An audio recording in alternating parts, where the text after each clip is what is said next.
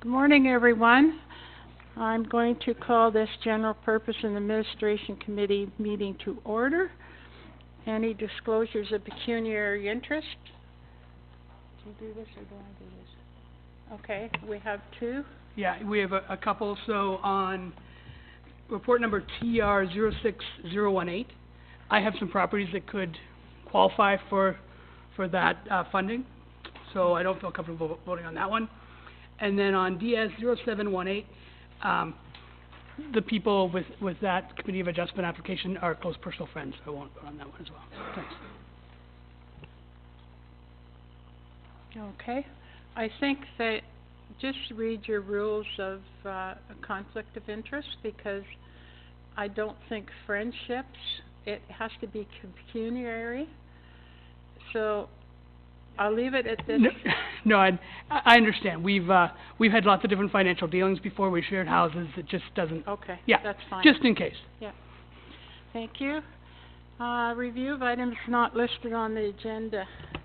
Madam Deputy Clerk. Through you, Your Worship, there are 4 reports on the addendum as well as an item of correspondence. Thank you.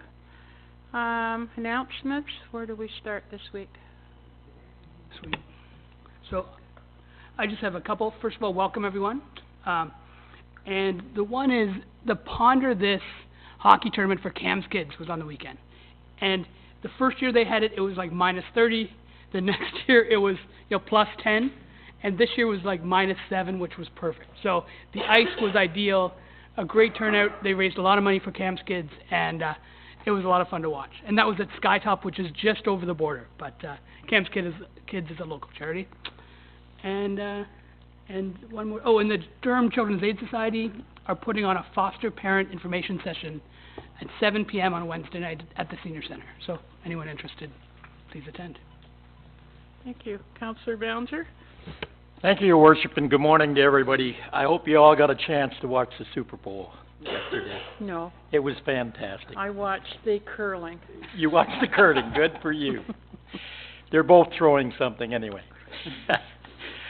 Just to let you know, the ice conditions on the pond,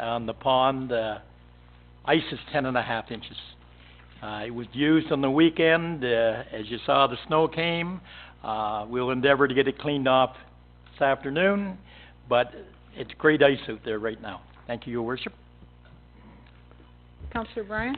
Good morning, everyone. 2 quick points. One, the BIA is having carolers downtown this week for Valentine's Day, so they'll be walking around similar to what they did at Christmas. Certainly keep an eye out for them. And as well, I did the polar plunge on Friday morning at the Ability Center. I want to thank Councillor Barton, Councillor Ballinger, and Councillor Malloy for sponsoring me as well. It was -15 when we went in the water. I have never been so cold in my entire life. It was a little fresh, but it was a great cause. It was for the Special Olympics put on by DRPS. And there was another councillor there, Willie Wu, who asked where you were. He was looking for you, so I said you were in the car. I was at home, wrapped up in a sweater. But it was a great cause, and I think it's something that everybody should do at least once, because I won't do it again. So, thank you. Councillor Beach. Good morning, everybody. And Fred, I can understand why you wouldn't do it again. Anyways, this next Wednesday, Valentine's Day, is coming up, and so this coming Friday, the 9th of February, there's a Valentine's lasagna dinner at the Goodwood United Church, and it includes bread, dessert, beverages, lasagna, and it's for $15, and it is the most amazing homemade lasagna that you've ever tasted. And thank you very much. Councillor Hyatt. Are you cooking that? No, not. You're not cooking. And I have done a polar plunge in the past, that's why I didn't do it this year. Just to echo what Councillor Ballinger said, congratulations to the Philadelphia Eagles. This is the first Super Bowl they've ever won, although they have won a championship prior to the Super Bowl being in existence. So it was quite an exciting game if you got a chance to watch it. If not, watch again next year, because they'll be back, I'm sure. There was one other item that I had, but I can't remember what it was. My brain is frozen just like my car this morning. So. Councillor Malloy. Thank you. With all this cold talk, I just want to tell you that I'm getting on a plane at 5:30 today and going to Florida. So Anyway. No, I won't be doing any polar plunges. Anyway, I have no announcements, thank you. Okay. Mhm. So I have a cousin that I've never met, but her name is Caitlin Laws. She's curling Wednesday morning in the Olympics. She's a Snodden from Eudora. And so there's a local Uxbridge connection to the Winter Olympics. She curls for Jennifer Jones usually. Yeah, and this time she's in the mixed doubles. Right. Yeah. So Great. we can all have a hometown person sort of to cheer on, although the website says Winnipeg, but they don't need to believe it. It's warmer here. Okay, we have a presentation this morning by Claire Zeltner. Did I pronounce that correct, Claire? And Claire was a winner of a contest for teens. So we're really pleased that you took the time off this morning to come in and do this presentation to us, and we look forward to seeing it.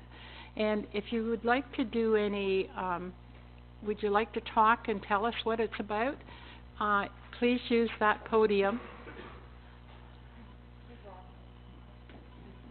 Could we turn off the lights, please?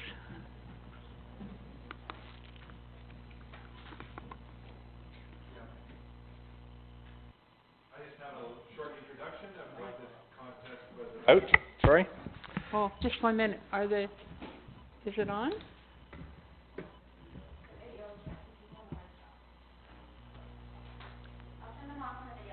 Okay, no problem. Good morning, Madam Mayor, members of council, township staff, media, and fellow public. Firstly, I'd like the opportunity to present to Claire to you here today.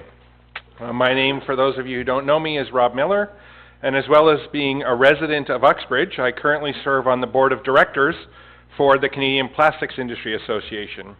I'd also like to quickly introduce Carol Hoshu, our president and CEO, and Claire Zeltner, a 17-year-old grade 12 student at Uxbridge Secondary School. As an association, there are a number of areas in which we serve our industry and our communities. The first is reputation enhancement and outreach, where we work to create a more positive public and political climate for the plastics industry. We support post-use resource recovery leadership, where we work with government and the private sector to increase recycling and energy recovery rates. We also support issues and opportunities management by working across the country to defend against specific product attacks, working with all levels of government to foster innovation and develop groundbreaking recycling initiatives. Plastics makes much of our modern life possible. They make our lives easier, they protect us and those who protect us. They keep us from harm, they conserve our resources. Plastics have revolutionized almost every aspect of our lives, from how we grow our food, heat our homes, communicate, to the clothes we wear, the cars we drive, the packaged foods we purchase, and how we receive medical care. One of CPIA's ongoing priorities is to educate Canadians about the positive benefits of plastics. During Earth Week in 2017, we launched our video contest called Plastic Curious. Plastic Curious was created to invite Canadian teens to tell us in a short video how they use plastics responsibly and would encourage others to do the same. Year one of the video contest was a pilot to allow us to develop our foundational elements. We used social media to preferred means of communication for teens to reach out through Facebook and Instagram. First goal was to engage young people in the conversation about plastics, encourage them to look around them at the benefits and what they bring to their lives. And the second was to generate interest and dialogue among Canadians across the country about the many things plastics makes possible. In this inaugural year, we succeeded in reaching many hundreds of thousands of Canadians with stories about how innovations use plastic to make our lives better. Each one of these teens who made video submissions expressed in their own words why it's important for us to use and dispose of plastic packaging and products responsibly. It tells us that young people are paying attention to the message of conservation and sustainability. Plastics play a huge part in your life. They help you do things like you do, keep people healthy, and get you where you want to go. We know that many Canadian teenagers are creative and curious, and they often express this in their videos. With Plasticurious, teens with all levels experience in video making had an opportunity to tell their stories. Plasticurious challenged teens to show the world what they discovered, to get creative and be ambitious. The possibilities were endless. Whether it's a sport we like to play, the leftovers from a favorite meal, or the mobile phone in our hands, chances are we're using plastic today. It has a role in our lives, has become vital, and we depend on it. Plasticurious challenged teenagers to find stories and tell us in videos about how plastics fit into their personal lives. The results were delightful, informative, and inspiring. I would encourage you to take a few minutes to visit the website, plasticurious.ca. In total, 11 videos were accepted in the contest for judging. The judges consisted of a panel of communication and creative professionals, as well as some of our CPIA staff. Which brings me to the presentation today. This young lady, Claire Zeltner. As I said, Claire is 17 and a grade 12 student at Uxbridge Secondary School. Claire was one of our winners. After learning about the Plasticurious contest, Claire decided that she had a story to tell about how plastics had positively affected her life in a very real and personal way. She proceeded to shoot, edit, and submit the story that she wanted to share in a video submission for this contest. So now I'd like to take a minute, and if you'll join me in watching the video that Claire submitted. Thanks, Rob.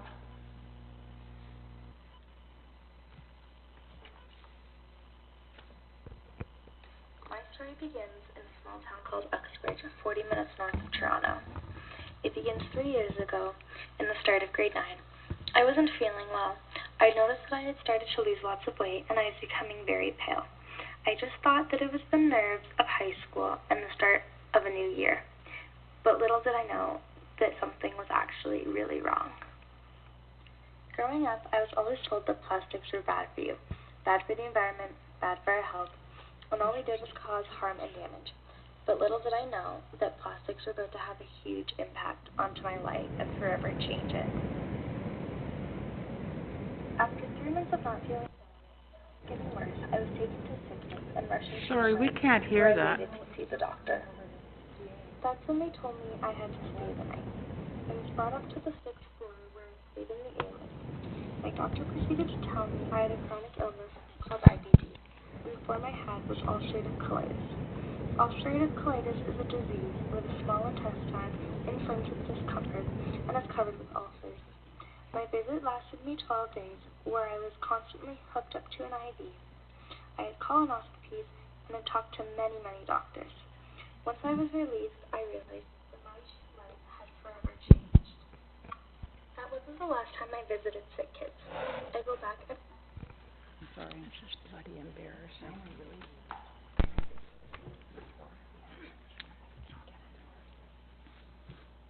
Every 6 months, but after 3 months of not feeling better and only getting worse, I was taken to sick kids and rushed into Emerge, where I waited to see the doctor.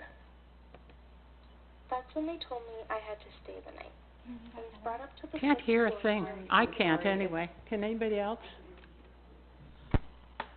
I really apologize, Claire and Rob. You know what? I'm embarrassed that we can't hear it. What I would ask maybe, Rob, I know you're busy, but if you can come in and we'll try and fix something. Because I think that this is such an amazing thing to hear and not to be able to. I know it's on the website, but you know what? She spent time to come in and... Why don't you just play it and speak to it a little bit, just the context today, and then people can circle back. Okay, Claire. Sorry. Okay, no, that's okay. Good morning, everyone. Okay, so my name is Claire Zeltner, in grade 9. As the video stated, if you could hear, I was not feeling well. I noticed that I was getting very pale. I wasn't sleeping. I had huge bags under my eyes. I was losing lots of weight.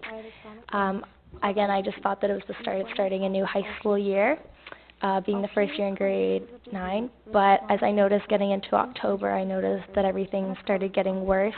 I was losing more weight. I was becoming more and more pale. So we finally went down to see my doctor, where he had me go and take a blood test, and the results came back that I had low iron. I had two options. One was to get a blood transfusion. My hemoglobin was at 68, and a normal hemoglobin is 130. So I was close enough. You get a blood transfusion at bags of plastics. The bottle of the blood goes in at plastics. The gloves, the tubes, the containers to help take out the blood. Plastics everywhere. The point of my video is to show that plastics... okay, so you get a blood transfusion at 70 when your hemoglobin is 70, but they just decided to put me on iron pills, but nobody knew that I had colitis, and because iron pills are tough on your stomach, I was throwing up twice a day, not feeling well, losing more and more weight, couldn't afford to lose any more weight, wasn't eating, could barely drink water. After 3 months of going back and forth from the Uxbridge Hospital and the walk-in clinic, we decided enough was enough, and my dad took me down to Sick Kids. When I got to Sick Kids, they were not impressed that I hadn't come seen them earlier, as they could tell right away that something was not right. In half a day, they told me that I had IBD, which is inflammatory bowel disease. They weren't 100% sure yet which type I had. There's either Crohn's or colitis. They kept me for 12 days where I was hooked up to an IV. I was quarantined for half of that time because they were still unaware of what I actually had. They set me up for a colonoscopy, and later, about day 8, they told me that I had colitis. After they told me I had colitis, they put me on medications. The one that they put me on was prednisone, which helped me gain my weight back. I went from 88 pounds to 130 in the span of 2 weeks, eating 4 meals a day, 2 breakfasts, 2 lunch, or more than 4, I guess, 2 breakfasts, 2 lunch, dinner, and waking up at 3 a.m. to go make myself a grilled cheese and back to bed. They slowly started to wean me off of this medication, and as they started to wean me off, my weight started to decrease. I got back into trampoline. I compete nationally just in Newmarket at Airborne. Before all this, I was a national level athlete, coming first in every competition, to taking a year off and having to learn how to re-jump all over again. So that was a little stressful. After they weaned me off of my prednisone, they put me on an IV medication called Remicade. I get that every 6 weeks, and it keeps my colitis in check. Although I've been diagnosed with what I have, it doesn't stop me from doing anything I do. I'm still an honors student. I'm going off to post-secondary next year. I compete nationally at trampoline. I have a job. One thing that I always tell people is I don't suffer from what I have. I have a chronic illness, and I don't suffer from it. Thank you.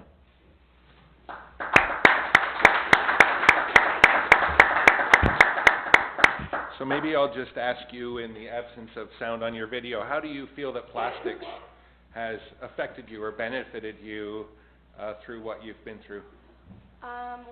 Could you use the mic?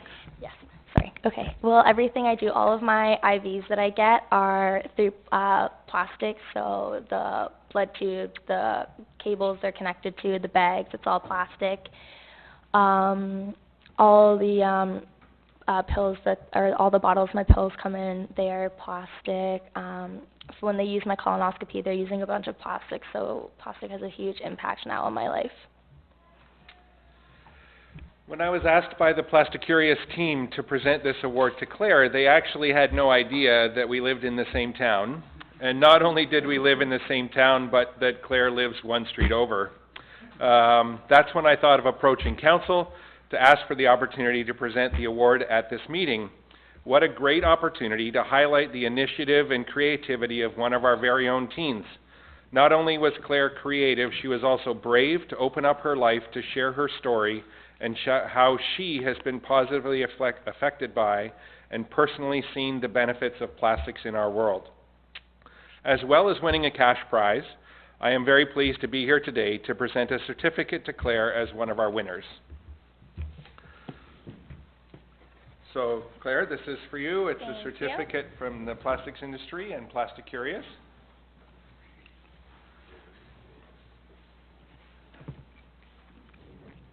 Oh, all the cameras.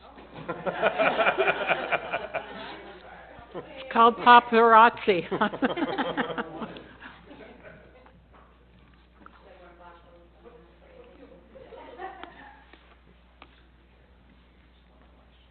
No problem. So again, Claire, congratulations. Thank you. Thank you for submitting your video, and Mayor and Council, thank you so much for this opportunity. Thank you.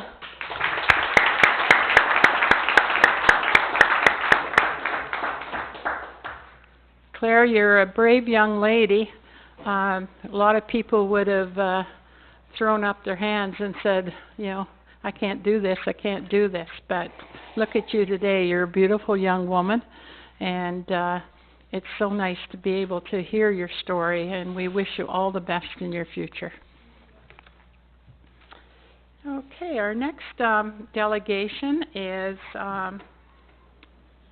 from Cosmo Pop, and it's regarding FiberSpeed Inc., and it's regarding the proposed telecommunications tower in Goodwood.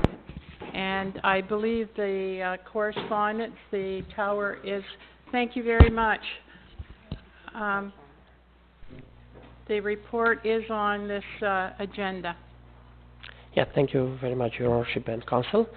So there's not much. I don't have a presentation today. We all know what it is about. Basically, I just came to thank you for people that got involved into the project, and we brought it to this stage. And we're looking forward to Council's decision with regards to, you know, starting to build this tower, and also hopefully for support for the next tower, which is in Zephyr. We have some small issues with it, but hopefully tomorrow we have a meeting, as you probably know, with Conservation Authority, and we'll take it from there. So we'll keep in touch. We'll let you know how it goes. Okay? Thank you. Very good. Any questions to go? Forward DS-0818, would you mind? Sorry? Would you mind if I brought forward the report DS-0818 of Brian Pagozzo? Yeah, do you have the page number there? It's 419. 419, okay. And I'd just like to move that recommendation. All right, so Councillor Malloy has moved the recommendation on page 419, and that is that the township concurs with the proposed site subject to the conditions as outlined in section 9 in the recommendation. All those in favor? Carried. Okay, thank you very much. Questions you wanted? Can I just a quick statement? Yep. Thank you for investing in Uxbridge. High-speed internet's incredibly important to our residents. Well, let's hope we'll bring, we'll make a difference. I'm sure we will. So I hope people will be pleased with the service. Okay. Thanks, Council. Thank you. Okay, our next deputation is Justin Brown from Northern Heat Group Series. Welcome, Justin. Hi, how are you? I'm well. How are you? Good. Thank you for having me. No problem. I had sent in, do I use it on this computer or? I sent in like a PDF presentation. No? Oh, I sent a. Can I pull it up on my computer or? Yeah, is that okay?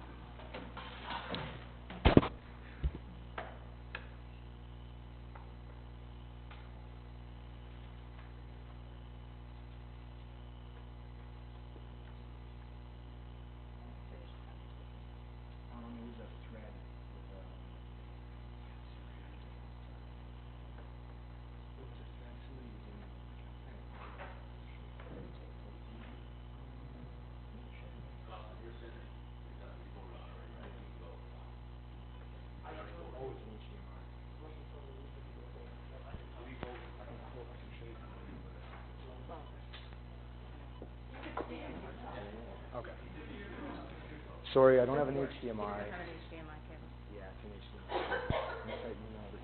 If you can send it to me now, I will.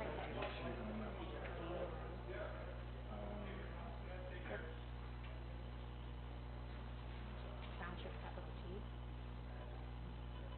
No space. Capital O. Interim, I hear we're losing one of our reporters. Do you want to just take the mic there for a minute?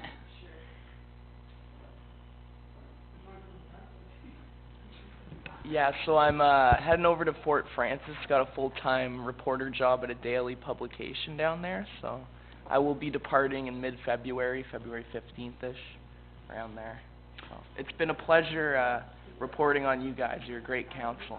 Well, you know what? It's great working with good reporters, and we've been very fortunate in Uxbridge. And I don't know whether you could get much further north where there's a newspaper. But we certainly wish you all the best. And do we have a new reporter or a substitute reporter? We have a part-time substitute here, Chris. Chris? Chris Green. Welcome, Chris. Yeah, he will be filling my shoes momentarily until we find a permanent replacement reporter. Okay. All right, so we're... I just, sorry, I emailed it over, so it should be coming through in a second. And then can I open it on this computer then? No, because we don't have the right people, so people will have it in front of them. Oh, they're going to have it in front of them. Okay, perfect. So I'll have mine in front of me then here so I can stay with you. Okay.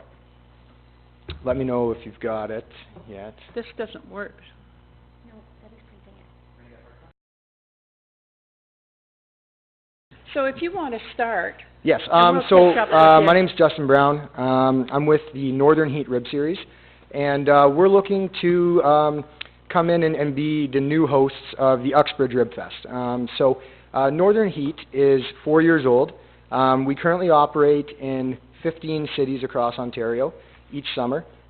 This summer the number may grow to 19, but as of last year 15 cities is what we operate in, and we put on these rib festivals. So we got into this 4 years ago, and we were looking at bringing community events into communities that didn't already have events like this. So the reason was I grew up in St. Thomas, a town very similar to Uxbridge in size and population. And, you know, growing up in that city, I was always, you know, having to go to London, for instance, which was 20 minutes north of us for events of this scale or size, which, you know, isn't too far, but, you know, when you grow up in a town, it's nice to have something that's your own and that you can be proud of and that your community can come together around as well. So in 2014 or 2013, we organized the first St. Thomas Rib Fest ever. It was a great hit.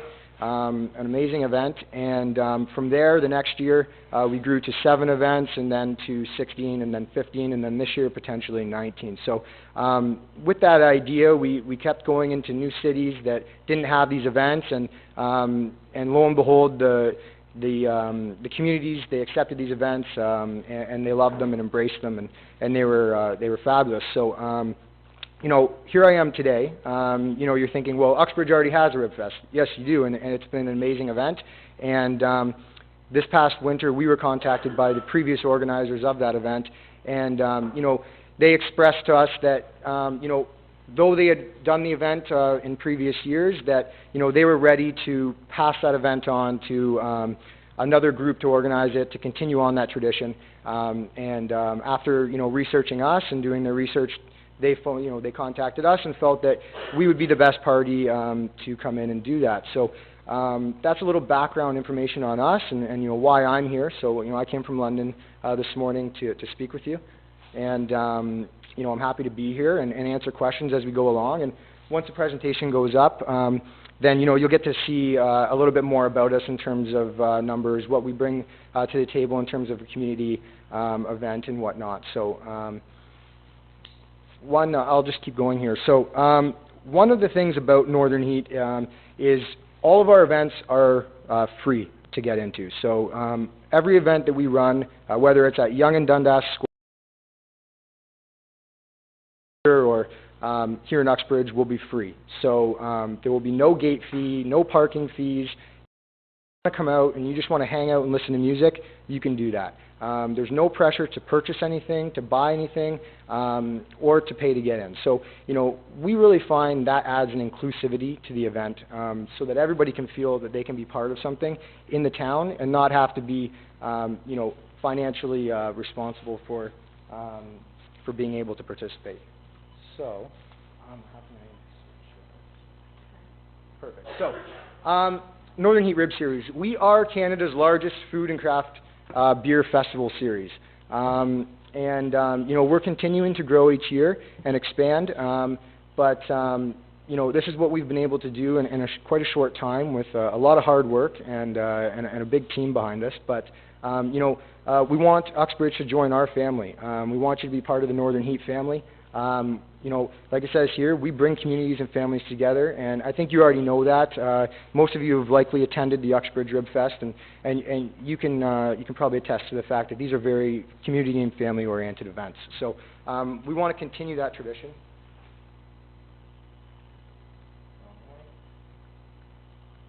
Okay, so what we bring, Canada's best barbecue teams. So we work with you've probably seen the big rigs that come in here, I would imagine. Very similar setup. You know, we were working with many of the same teams, but you know, these are Canada's best barbecue teams. These individuals, as you may very well know, travel across the country all summer, and this is their life. So free admission, which I touched on. You know, we have a craft beer market, which is nice. Some vendors actually from around this area. Fully licensed event grounds, live music and entertainment, and a proud partner of many different charities across Ontario. This gives you an idea of some of the growth that we've had over the past 3 years in terms of attendees on site across all of our events. This year, with the addition of a few additional events, we're looking at over 545,000 people through our gates this summer, and all for free, at no cost to them unless they decide to buy something. So.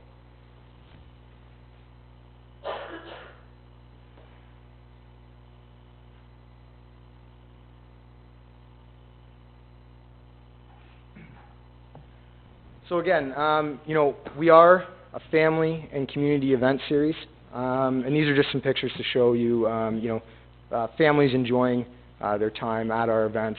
You know, we've got a stage. You know, we work with local businesses, and again, it's a great family atmosphere.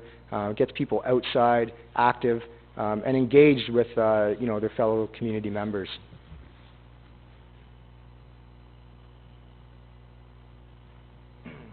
This year will give you a little bit of an idea in terms of our social reach.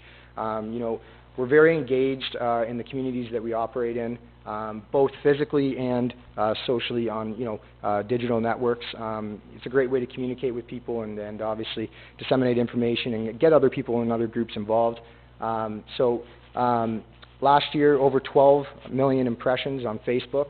Our website has over 1.5 million hits per month, and you know, 540,000 plus attendees. That gives you a little bit of an idea how connected we are online and whatnot. And this is a quick little map of the cities and where we are in Ontario. So, like I said, you know, we go as far west as Windsor, right on the Detroit River. Beautiful venue. We're in Sarnia, and then we go all the way into Welland. If you head down that direction there, and then as you can see, we're all around the GTA. Newmarket would be the closest event to Uxbridge, as well as we do Orillia and Midland up north, a little bit further up north. So, yeah, as you can see, we've got quite a spread. We hit the road in the second week of May, and we operate every weekend until the second weekend of September. So it's a long summer for us, but we love what we do, and hopefully this summer we'll be visiting Uxbridge. So thank you. You know, really what I'm here to do is take questions, and hopefully you have some questions for me, and I can answer those, and we can look forward to another amazing year with an Uxbridge Rib Fest. So with that said, I am available here for questions if anybody, does have any. I'm sure you do. Thank you very much, Justin, for coming in and providing us with that information. We did receive a letter from the Bonner Boys stating that they weren't going to do it this year. I don't know at this point whether they've given up Rib Fest altogether, but I know for sure that they're not doing it in 2018. So, and they did, through their presentation last week, mention your operation or your company. So I will ask council for questions. Councillor Ballinger. Thank you, Your Worship, and thank you for coming in, Justin. Your liability insurance, where do you sit with that? So we have liability insurance for all of our events, $5 million liability, full coverage. We additionally insure the venue as well as the town on those policies, and it's something that we would provide to you before the event takes place so that you have assurance that that policy is in fact in place. Can I ask you what happened in with the stage lights fell down in Toronto? What happened there, please? Yes, no, most definitely. So we host the Beaches Rib Fest. It's a Father's Day weekend event. It's been going on for 9 years now in Toronto, and it happens at Woodbine Park, right down on the water. So this summer, we were hosting the event on Friday evening, and a storm rolled in kind of out of nowhere off the lake. Now we organize the event and we work with different suppliers, etc. Now we contract a sound company that does all of our events. We've worked with them for 3 years now, and they travel with us to each venue every single weekend. On this occasion, there was storm that rolled in off the lake. There was extremely high gusts of wind, and this all transpired. The storm started and was finished within about 10 to 12 minutes. So it was something that came in very quickly and it was gone very quickly. During that time, a gust of wind took down a lighting or tower brace that was holding lights for the stage. That came down on actually a gentleman who operates the company and his own equipment, and he was hospitalized for a short period of time. Now, there was his company was then, went through with the labor board, etc. They did all the tests on the equipment, determined that the equipment that he had on there was all within the proper specifications, but that for whatever reason, act of God, etc., this wind burst had taken down his equipment. So, that's where that's been left. He's now, his equipment has, again, been inspected. Any recommendations were made, but again, the equipment that he used was found to be, he was using it under the proper specifications as what he was supposed to be doing. So there wasn't anything he was doing incorrectly, but again, with this storm rolling in, this light brace came down, and it was obviously a very unfortunate incident to have happened. But now what we're doing is, even though this equipment or his equipment was rated, for this, we've now changed up the way that we're operating our lights.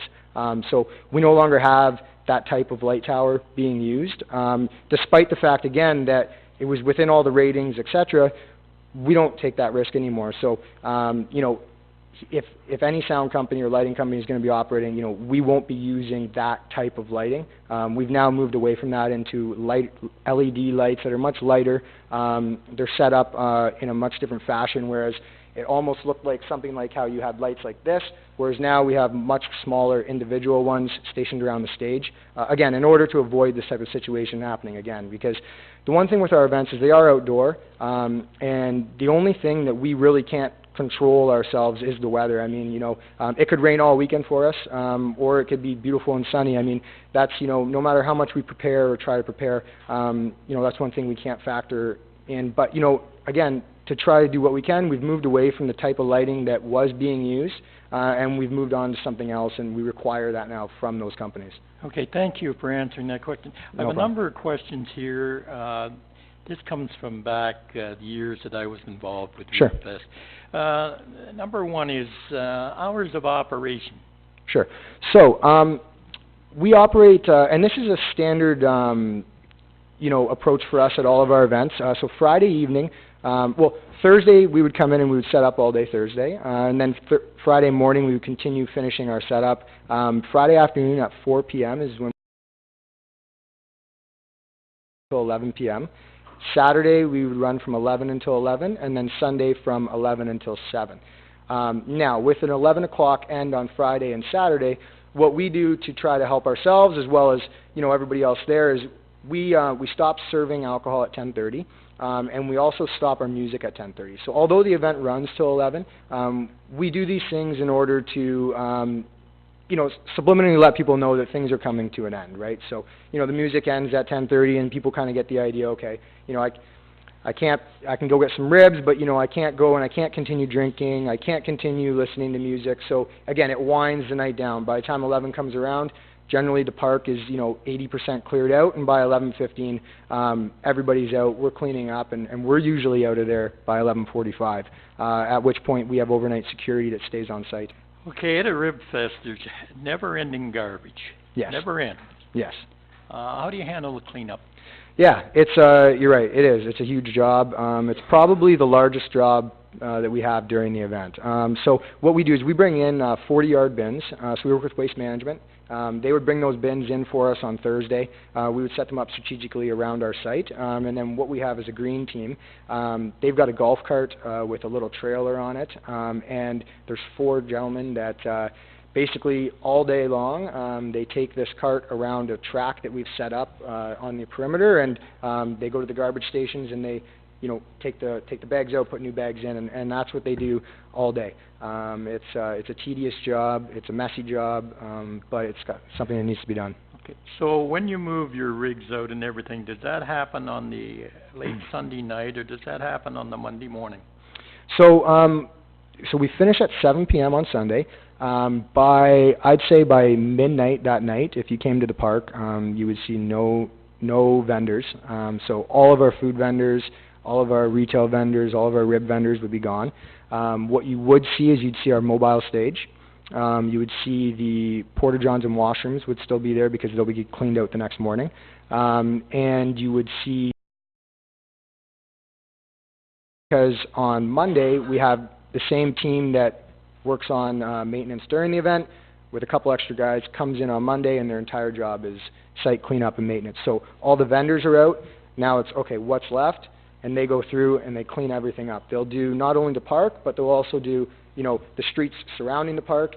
We make sure that they do this. They've got a vehicle and they travel around and they look for any, containers that might have, somebody was walking home and got lazy and popped it off, right? So, they'll pick that up as well. They'll ensure that before they leave on Monday that the stage has been picked up. The 40-yard bins have been picked up by Waste Management. The washrooms have been cleaned out and picked up by the sanitation company, etc. So that's how we handle our Mondays, and it works. Works and well. the reason why it's so important in our community is they run summer camp. Right. I think they 1,200 campers, Wow. during the summer, and they're in there all week, and they're back in there. They're not there in the weekend, but they're back in there on Monday morning. Right. Okay. So your entertainment, where does your entertainment come from? So our entertainment comes from all across Ontario. We work with local bands, and what we try to do is we opportunity to tour with us. So we actually began booking all of our bands for this summer back in May and June of last summer. We have 185 spots that we have to fill every summer for music. So it's quite a process. It's almost a full-time job, just sifting through all the bands. But what we do is we try to find a few really good bands from each community, and then again give them a chance to tour across Ontario with us, visit, not only play in their own city, but get to play in cities all across Ontario, and get their band name out there, get their music out there, and people, hey, where's that band from? Well, they're from Uxbridge, oh, cool, and now we've kind of spread not only their band's name but the city's name, and now it's an opportunity really that we try to provide for these bands, and it's exciting, yeah. Okay, you can answer this question or you cannot answer it. I'll Sure. leave it up to you. Okay. It's to do with craft, the breweries, Yes. the people you bring in. Yes. I'm not one for Facebook, but there's comments on there, and there's a comment from one craft brewery that says, you know what, I keep contacting Northern Heat. It's from a lady. Yes. They won't answer my questions. with a craft brewery, Yes. and we haven't been paid. Yes, that's because they actually hadn't paid us. So they signed up for an event Okay. in Milton and didn't show up for it. So we have a no refund policy because when we're planning these events, so what happens now is I get all my vendors filled now. They sign contracts and then they're expected to fulfill their end of the contract and come to the event. So this brewer fulfilled part of their contract, filled it, but then didn't show up, and we therefore lost revenue, which we depend on to offer free entry, et cetera, into that event. So there was a deposit paid, et cetera. We don't refund that deposit, which is what there's a discrepancy. Allow everybody to break a contract that they've signed with me and just not show up to my events. I may not have any vendors there, in which case my business goes out of business. So that's currently the dispute that's going on. I appreciate you answering. No, it's a good question, but yeah, that's currently the dispute that goes on, and unfortunately sometimes those things happen. Yep. Yeah. Okay, what about we'll say we have a craft brewery in Uxbridge, like Second Wedge. Sure. Would they be involved? If they would like to be involved, we can get them involved. Yes. Okay. That's something we can do. Tell me about the fast lane. The Fast Pass, yeah. So what we tried to do this year is we tried to set up a system where you could kind of, in a way, try to beat the line, almost like Canada's Wonderland has a Fast Pass, Disney World has a Fast Pass, Universal Studios. All these places now offer these things. So what we did is we offer 200 Fast Passes per day are available to pre-purchase for $10. That Fast Pass allows you and a +1, so if you're with your wife, your children, etc., you can bring one of them up with you and you can cut the line, essentially. So there'll be a separate window available that they can walk up to, and once somebody notices that they're at the Fast Pass window, they'll come and take their order and provide that. Now, they can use that at food vendors only. They can use it at twice at the rib stations, and then unlimited at your poutine vendor, your French fry, etc. So that's a system that we tried implementing last summer. We ran into some issues with some people getting upset with the fact that people were butting them in line. So right now what we're trying to do is how can we make it, because it was popular, but there was also some backlash, as you can probably imagine, if you were standing in line, right? So, and then the availability of them. I mean, we didn't want 1 million of them out there because then if everyone's got a Fast Pass, well then no one's really getting any value for it. So we didn't want to rip people off, right? So we set that limit. Then people wanted to buy them, but there wasn't any left. So right now what we're trying to do is, we're trying to massage that. It was the first time we tried it last year. We didn't do it at all of our events because we knew that there were some issues with it. So maybe at some of the larger events we tried doing it. But that's a system that we're currently working on now over the winter to try to, figure out what is the best way to do that. Okay, it's advertised. Sorry, Jack. I have one more question. One more, okay, because councillors have 5 minutes, and Yes, I've given you thank 10. I appreciate leniency. It's advertised as family. What's there for the kids? Okay, so we bring in inflatables, and the Midway operator that is currently operating here, we're in talks with him as well if he wants to return for the event. So we would have a Midway, inflatables, and then we have some fun carnival-style games as well available. There'll be a dunk tank. Hopefully we'll be working with a local charity with the dunk tank where we're going to donate the dunk tank and then help them raise proceeds through that. So, kids have fun with that too. They can get up there and get dunked if they want, or they can, they can throw it. But, a lot of inflatable stuff like that and Midways where, they're available and where we can fit them. Yeah. Thank you for your answers. No problem. Before we go to Councillor Bryan, we do have a policy that we do not allow inflatables. Okay, no problem. Okay, so just so you know. No problem. And the reason I believe that Councillor was asking you about the fat and that sort of thing was that we had a situation a few years ago where there was buckets left with fat, and Grease. I don't need to describe to you what was No. crawling around in it. No. But with that many kids in the park, Mhm. that's our main concern. with So, health. the way So that... that's fine, you answered it, but Okay. that's sorry. why. Councillor Bryan. Thank you very much. I think I need a fast pass for Yeah. Councillor Ballinger when he starts Yeah. talking. Two quick questions for you. Sure. One is it only craft beer? Is that your business model, is only craft beer? It is now. We used to work with Labatt's. We operate some restaurants and bars in London, Ontario as well, so we have a great relationship with Labatt's. However, the experience for the event attendee really seems to drop when you just stock a large brewer like that. You won't get craft brewers won't come to an event with, you know, a big brewer, say Labatt's or Molson's. So what we did is we moved over to a craft brew style event for a couple different reasons. One was to improve the experience. Two is because you know, we can work with local businesses now. We've got an amazing relationship with these craft brewers now. All of our brewers that have participated last year are back, as well as a couple of additional ones. So you know, it was great for them. Their product that allowed them to get it out again, you know, across Ontario. So if I'm a craft brewer in Newmarket or I'm a craft brewer in Uxbridge and I sign on series wide, I'm going to be serving my beer to thousands of people in Windsor, or in the middle of Toronto at Yonge and Dundas Square, or in Ajax, or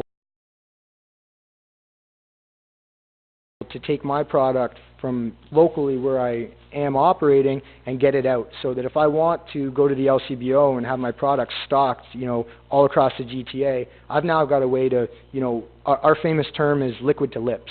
And, you know, and now I've got a way to get liquid to lips to all these people across Ontario that are only within a couple hours of my location that, you know, maybe now I can start expanding into LCBO locations and growing my business. So just, I guess, a further point to that, so we had talked about the local craft brewery here. Yes. They would sign up for the series, so they wouldn't just be Uxbridge? No, How they does could, your business so they model could have work? they could have a choice. So we have a limited amount of series-wide spots available. Again, you know, we could operate in a way where we just, you know, brought in 25 craft brewers, and you know what, that'd be great for us maybe in terms of a revenue standpoint, but it wouldn't be good for them. You know, most of them wouldn't come back because they probably wouldn't, you know, have sold enough beer to cover their expenses and everything. So, you know, we've got to really take into account that these brewers are coming, they're investing a lot to, you know, advertise their business and everything, so we cap things off. But, you know, yes, to answer your question, they could choose series-wide, or they could choose just Uxbridge, or, you know, maybe even jump on for Uxbridge and Newmarket, or Uxbridge and Orillia, you know, whatever they may feel works for them, right? Okay, and I have one other quick question. You talk about being in 18 communities. Do you give back to these communities, or do you Yes. come in? Okay, and Yeah. in what sense? Can you give me an example of how you give back? So for instance, last year up in Orillia, we worked with the Rotary Club of Orillia. We were raising money for a little girl who had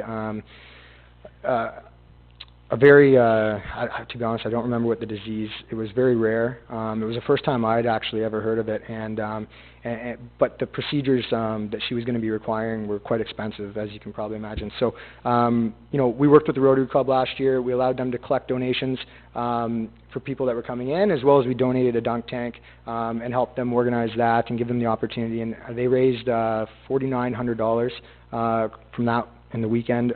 We work with like soup kitchens, we work with shelters, we work with animal aid rescue places. So you make a cash donation to them? Yes, yeah. From your profits? What's that? From your profits? Yes, either, Okay. so it depends on the charity and who we're working with and what they're looking for. So with the Rotary Club, we donated the dunk tank. We paid for the dunk tank to be there so that they didn't have to do that. And then we allowed them to operate and collect all their money. In Sarnia, for instance, we have a little bit of different setup. We work with 3 charities there. And what we do there is a mix. We do the dunk tank.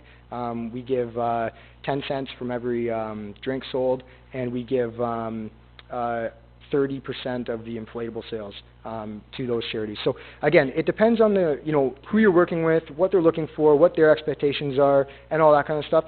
But I mean, it varies differently when you're working with different groups. Yeah, I just wanted to make sure that certainly, because we're very small town oriented, Right. we want to make sure that people are giving back. Definitely, and that sounds yeah. like you are. Thank you very much for No answering my problem. questions. Thank you.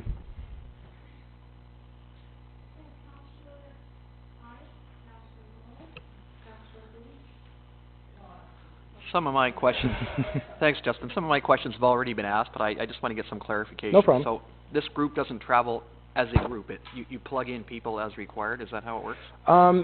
Or A is it mix. It's a kind of a combination of that. Yeah. So what we find is a lot of our operators, so a lot of the vendors and whatnot that operate with us, opportunity for them. So if I'm, before a food truck, and I was in, I had an event every weekend, and I'm kind of capped now because I've got one truck and I'm busy at every event in the weekend, and what can I do? Well, now Northern Heat is here, and now what we found is these operators are now saying, okay, wait a second, you can give me an event every single weekend? Yeah, I can. So what they're doing is they're expanding their business. They're building another food truck, or they're building another food trailer, or another, tent setup or whatever, and they're doubling their business and, providing for their family, sending their kids to school. It's a huge opportunity. So what we see is, a first-time vendor might sign on for 5 or 6 events with us, get a feel for it. The next year, I can almost guarantee you that vendor's coming back and saying, I want every event.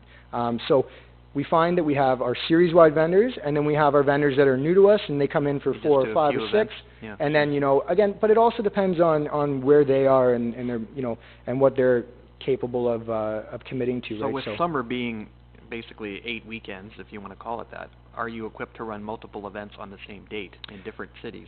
Or do you just do the one and then? We do one. So we start off the weekend before the May long weekend Okay. in Welland, and then we run every single weekend until September 8th. Okay. And so we're on the road. So when we pack up Monday and that last stuff gets picked up, some of our trailers are already in the next city. So that's how we operate on the road there. Now, in some cases, if a venue, say for instance Windsor, has everything where they've already got power, already a stage, everything, all of our equipment that we have doesn't get used, we could potentially do another one. But at this point, we just do one a weekend. Okay. And you mentioned earlier you have your own cleanup crew and security people, all that kind Yes. of stuff, right? Yeah, I mean, the nice thing about us is really the only thing that we require is flat land and a water connection.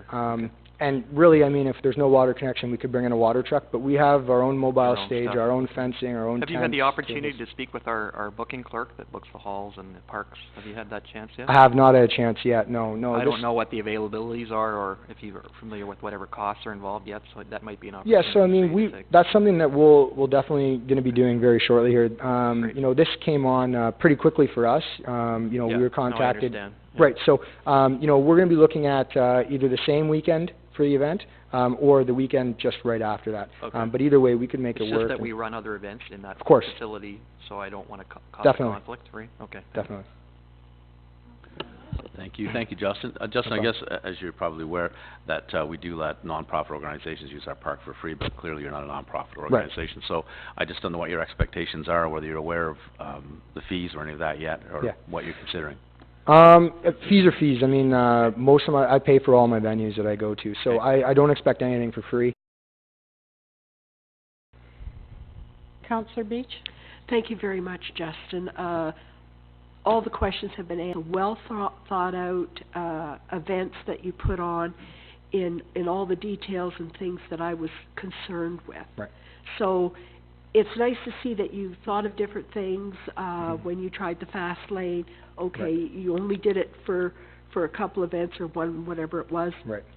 And you're trying to iron that out, which I think that, you're really looking at things specifically and that you're not willing to cut corners. That's what I'm hearing from all the This is my life, yeah. I've dedicated myself. I work all winter planning these events, and then I'm on the road for 112 days in the summer straight. So, it's definitely something we take very seriously. It is our livelihood, and it's our full-time job.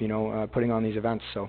Well, and it's also nice to hear that you have that local breweries or bands have the opportunity to work with you and to do as little or as much as they want, which is lovely. Yes. Thank you. No problem. Thank you very much. Sir Barton? Thanks.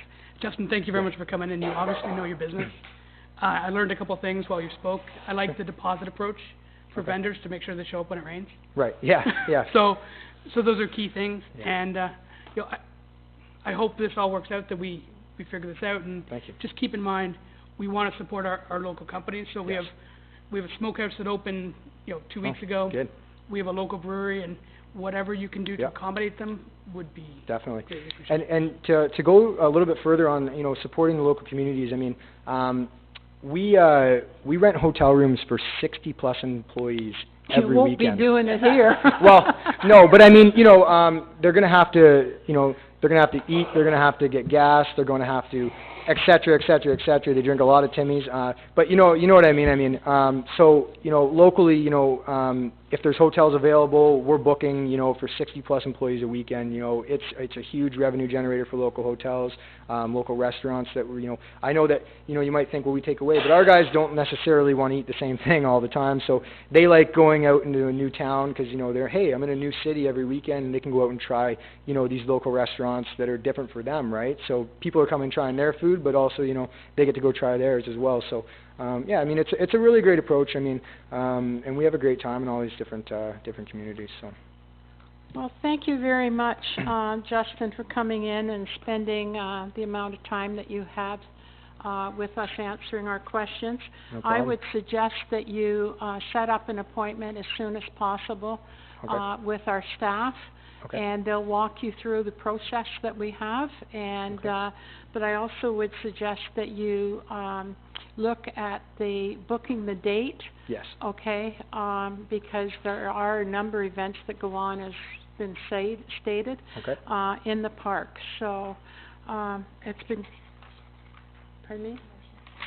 So, the clerk wants a motion, so Councillor Malloy? Yeah, I'll make a motion to refer to staff. Okay. All right, so refer to staff, and, Okay. we wish you all the best. Thank you for having me. And It's been a thank pleasure. you for coming in. Thank you. Nice meeting you all. Thank you. Oh, yes, well, I guess we better vote. All those in favor? Carried. Okay, I will now pass it over to Finance and Emergency Services Committee. Thank you, Mayor O'Connor. Under correspondence, I'd like to open the Finance and Emergency Services Committee call to order. And under correspondence, item number 252 is the Town of Lake Shore. This is to support. This is regarding the tax collected on the sale of marijuana. Any other questions on the motion? All those in favor? Carried. Stay positive. This is item 253. This is a request from Big Brothers. If you don't mind, there's two items here, 253 and 254. We used to have a policy where we used to, I think, send most of these requests, first of all, to the Golf Committee, and then it came to us. Could I just suggest that maybe we refer both of those to Mayor O'Connor? I would refer certainly the 253 to the Gulf Fund, but I do believe with 254, we do support the heart and stroke, which would be basically the same thing as I think that this is. So we'll just receive 254 and refer 253 to the Golf Committee? I would. Great. Question? Yeah, thanks, Councillor Malloy. I was thinking over the weekend, we have, most businesses would give away, products or services that they have to silent auctions or that type of thing. We provide swimming lessons and, ice for hockey, things like that. If we have access of any of these services, these might be things we want to give away for silent auctions like this, just as another little bonus. Thank you. That was motion by Mayor O'Connor. Any questions? All in favor? Carried. This is item number 255. This is to renew our membership with the Uxbridge Chamber of Commerce. Councillor Bryan? Support the recommendation. Any questions? All's in favor? Carried. This is item number 2, sorry. This is reports to committee TR 0318 of Donna Condon. This is, you'll see the information on the golf tournament. We raised a little over $16,000 last year, but it's amazing how much money we spend here on golf stuff. We spent over 25 grand, so we're down to, actually our number today I think is $3,929 is what's left in the golf fund this year. But the good thing is we have another tournament coming in July, so. Mayor O'Connor? I just look at it and I think, how much the community has gained from that golf tournament over the years. And, you know, I don't know what we wouldn't be able to do it if we didn't hold the golf tournament. And, I think that, it speaks volumes about the people that come and support the tournament, but also for council for coming up with this. And, it's been going on for a number of years. Actually, Mayor Ballinger started it, and he was no longer the mayor in '85, so, it's been going on for a number of years. And, over the last few years, you guys have really ramped it up, and you know, the more money we make, the more we can give away. And, I think that this is something too that, people at the golf tournament want to hear. Okay, what all did you give the money to? Because there's many golf tournaments, I can tell you, being held where the money isn't going to where I think it's appropriate. And that's only my humble opinion. So, saying that, I just, I think that number A has to be taken out of the report. I was gonna mention that, Mayor Okay, O'Connor. There's just a line on there, A, that, refers to a partial amount. It is the total amount that's on there, so that partial amount's gone. so the partial, everything is there. So I'll move, we receive it for information, and kudos to all of council, and particularly to the, people that have, to staff and to the councillors that have, taken it on. Thank you. We should thank Laura in that too, because Laura does so much of the work. Councillor Bryan, Councillor Hyatt, and myself do the committee, and Laura does all the work actually. But Councillor Bryan. I just want to speak to it. Certainly, Sure. The mayor mentioned some of the things I was going to say. I think that, you know, we work very, very hard on it, and the idea is to certainly give away the money as we make it. I think we just need to be cognizant of what the number we're at now, that we are at $3,900, and keep that in mind. I know we are in the process now of booking the day, and we're going out to different golf courses currently in the township to see what our pricing is going to be, and we'll get back with that. But again, I think it's something that when you see it spelled out like that, it's fantastic to see how many lives this touches and how many different events we can support through the work of the golf tournament. I think we will be going back out to our local businesses, certainly to our suppliers, and we're looking forward to certainly getting that number back up, because I think the higher the number, the happier Donna is. So we want to do that. Donna's always happy. But anyways, that's just wanted to say that we just need to be cognizant that it's just under 4,000 right now, but that's okay. Great. Councillor Hyatt. I'll just add to that, thank you. These things, again, wouldn't be done unless we had this. Again, this is not tax levy money, it's money that we raise, again, through charity and to give to charity. So, we're everything from soup to nuts here, so I think we've tried to cover all the bases. Obviously, the people that apply will go through the Golf Fund process, and hopefully we'll have continued input as we move forward. But again, thank you to you guys and Laura for everything that you guys do, so thank you. Great, thank you. I have a motion from Mayor O'Connor. All those in favor? Carried. This is report TR 0418. This is regarding a letter of credit return for the Physical subdivision. What would you like to do with that? Mayor O'Connor supports recommendation. Are there any questions? All those in favor? Carried. This is item TR 0518. This is our budget, our 2018-19 operating and capital budget, Township of Uxbridge. Mayor O'Connor again. Well, I'd like to personally thank you as chair of the Finance Committee, but all of councillors, and particularly to our department heads. With a special note of thanks to Donna, who has spent many, many nights sitting here trying to come up with some feasible way to get where council wanted to get. And it's a reality today that as the downloading continues, it's harder and harder on municipalities and on staff to meet the needs, the financial needs that the community needs to implement everything that we're mandated to do. So there was a few years where we came in with zero, and I am here to tell you it was probably the dumbest thing that I've ever done on council, because those years we could have put it up 1 or 2% and added to our infrastructure. But it was the flavor of the day. We had some growth coming, and we thought we'd give the taxpayers a break. Well, you know what, we did for those couple years, but it's never a break. You're always going to pay for it somewhere down the road.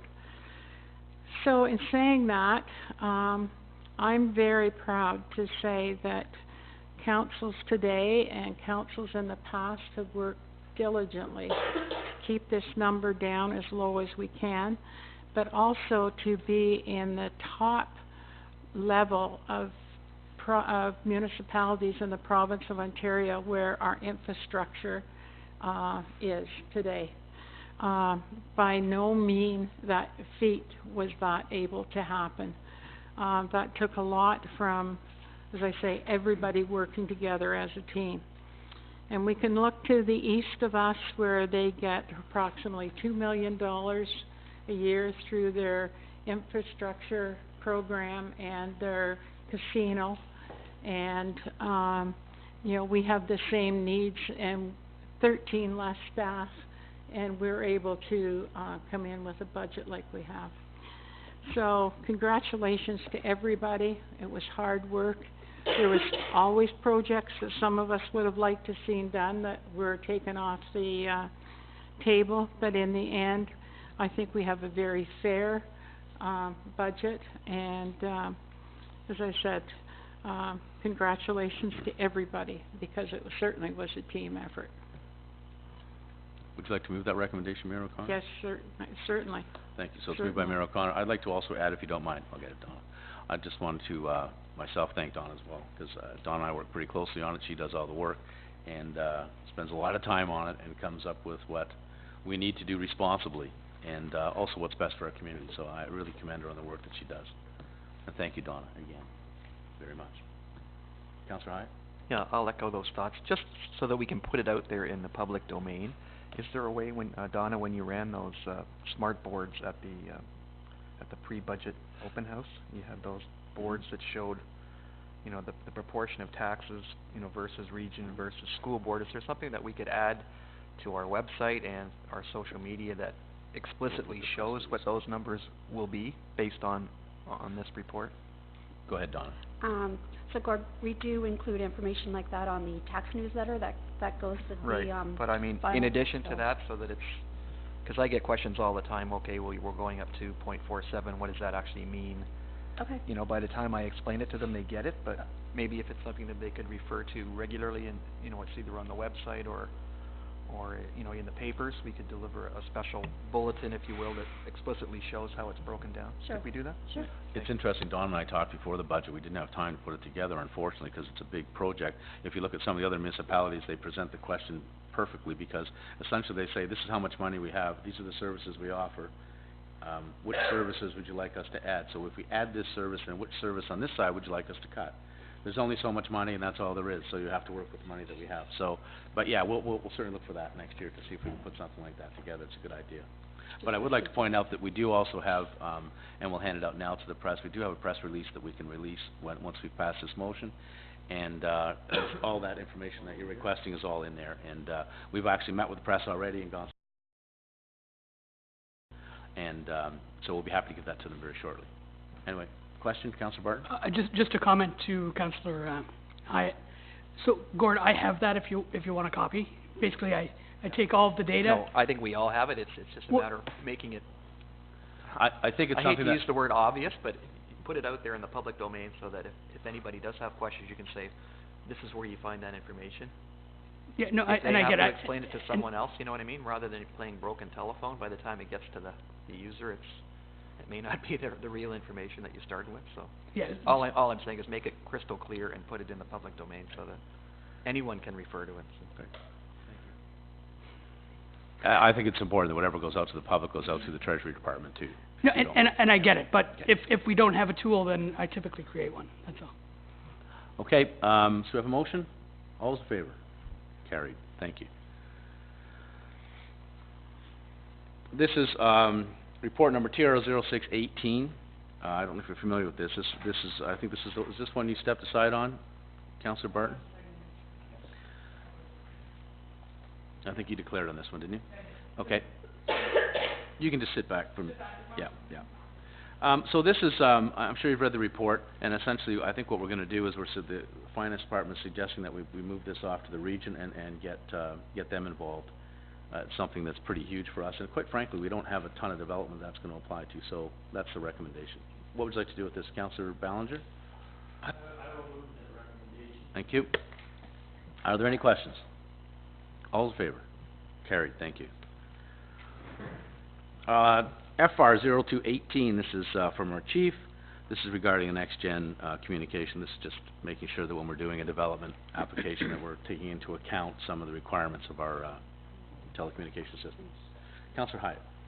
Just a quick question now that there's the chief. He was hiding at the Chief, back there. seriously, waiting all morning to get up here and answer questions. Up for nothing. So. I understand the whole building part of it, Phil, and obviously communicating within the building. It's when they start building these communication towers, does that have any bearing whatsoever on these repeaters or any of that kind of stuff? Yes, so there's two items there. One is in the building, which is difficult to quantify. It can't be done until the building is built. So right. The second one is if somebody puts up a tall building in between two communications, could have an impact, and that's all they're asking for.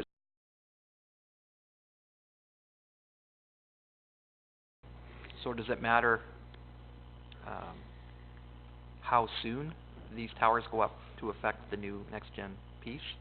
Like we just had one this morning, for instance, in Goodwood. I don't know what bearing that would have on... So that would be a situation where we could refer that in the circulation to the next-gen committee, and they could see if it does indeed... So there is a process. Okay. Yes. Perfect, thank you. Mayor O'Connor?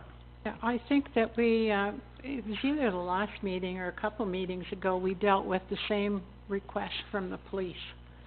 So, I would move that we support the recommendation. Any other questions or comments? All those in favor? Carried. You got one more, Phil. Report FR 0318. This is regarding the tender for the new tanker. Mayor O'Connor. Quick question, please. Dependable, are they? Yes. Yeah. Okay, thank you. That's all I need to know. Alrighty. Any questions of the Chief's report, Councillor Barton? Yeah. I just, given what we went through on the last fire truck, not the dependable, not the replacement, but have we done everything to protect ourselves against losing our deposit? We changed the bylaw last year.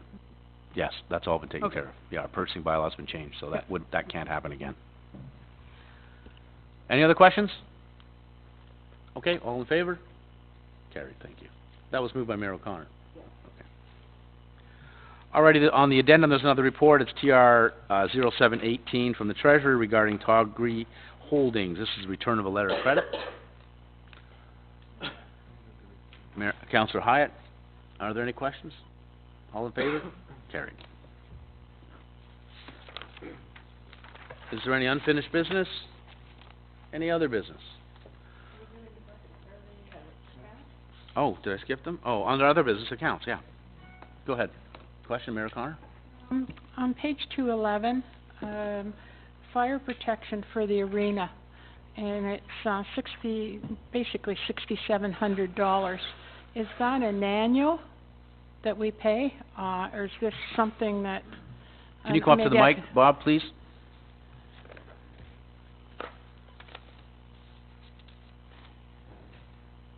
Maybe, Bob, you could explain what that is for Yeah, me. no, it's not an annual thing. It was, we had a valve in the sprinkler room freeze, and it cracked or whatever, and basically that was a replacement to get it done. Okay, just further along to that, is there a reason why it froze? Probably just Like age. Just age? Yeah, age or wear on the piece of equipment. Like, we have heat in that room. It is a heated room. The problem is it's an exterior wall that comes into where this chamber is sitting, and just the deep cold that we have, they figure, is what caused it to crack. So it was probably a good 12, 14-inch piece of cast, and it just disintegrated the whole thing. Wow. Yeah. Okay, thank you. So can that happen again, Bob? Sorry, Mayor O'Connor. we've done something so that wouldn't happen again? We have heat in the, I mean, it could have been a faulty part in the system, when it was manufactured, when that piece was made. All the parts have been replaced, the system works properly, and there is heat in the room, so, it could have went down just to faulty equipment. Any other questions on the, Councillor On O'Connor? page 223, just wondering, this is under roads, and it's for Mike Wilson, consulting, and I'm just questioning, shouldn't that, it's basically $3,000, should that not be charged to the, culvert project? Or are you gonna have a separate account for culvert? Yep, so it is being charged to the culvert project. This right here in the accounts is just a list of, payments that we've made, and it's just under roads, but it is a capital project. So in the Okay. general ledger, it's correct. It's just on the statement of So it will come basically out of this and into the, It is being charged to the capital project. okay, thank you.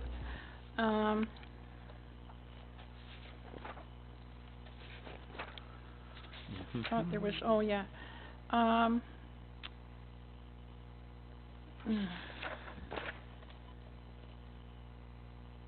Just, I would like a notation just made on page 231, the meat merchant. It says turkeys. Looking at this in the future years and saying, what's the township buying turkeys for? Could we just say it was for the community dinner at Christmas?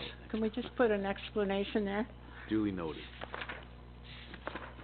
They probably figure there's 7 turkeys sitting at the table, they don't need to buy any more. Okay, thank you.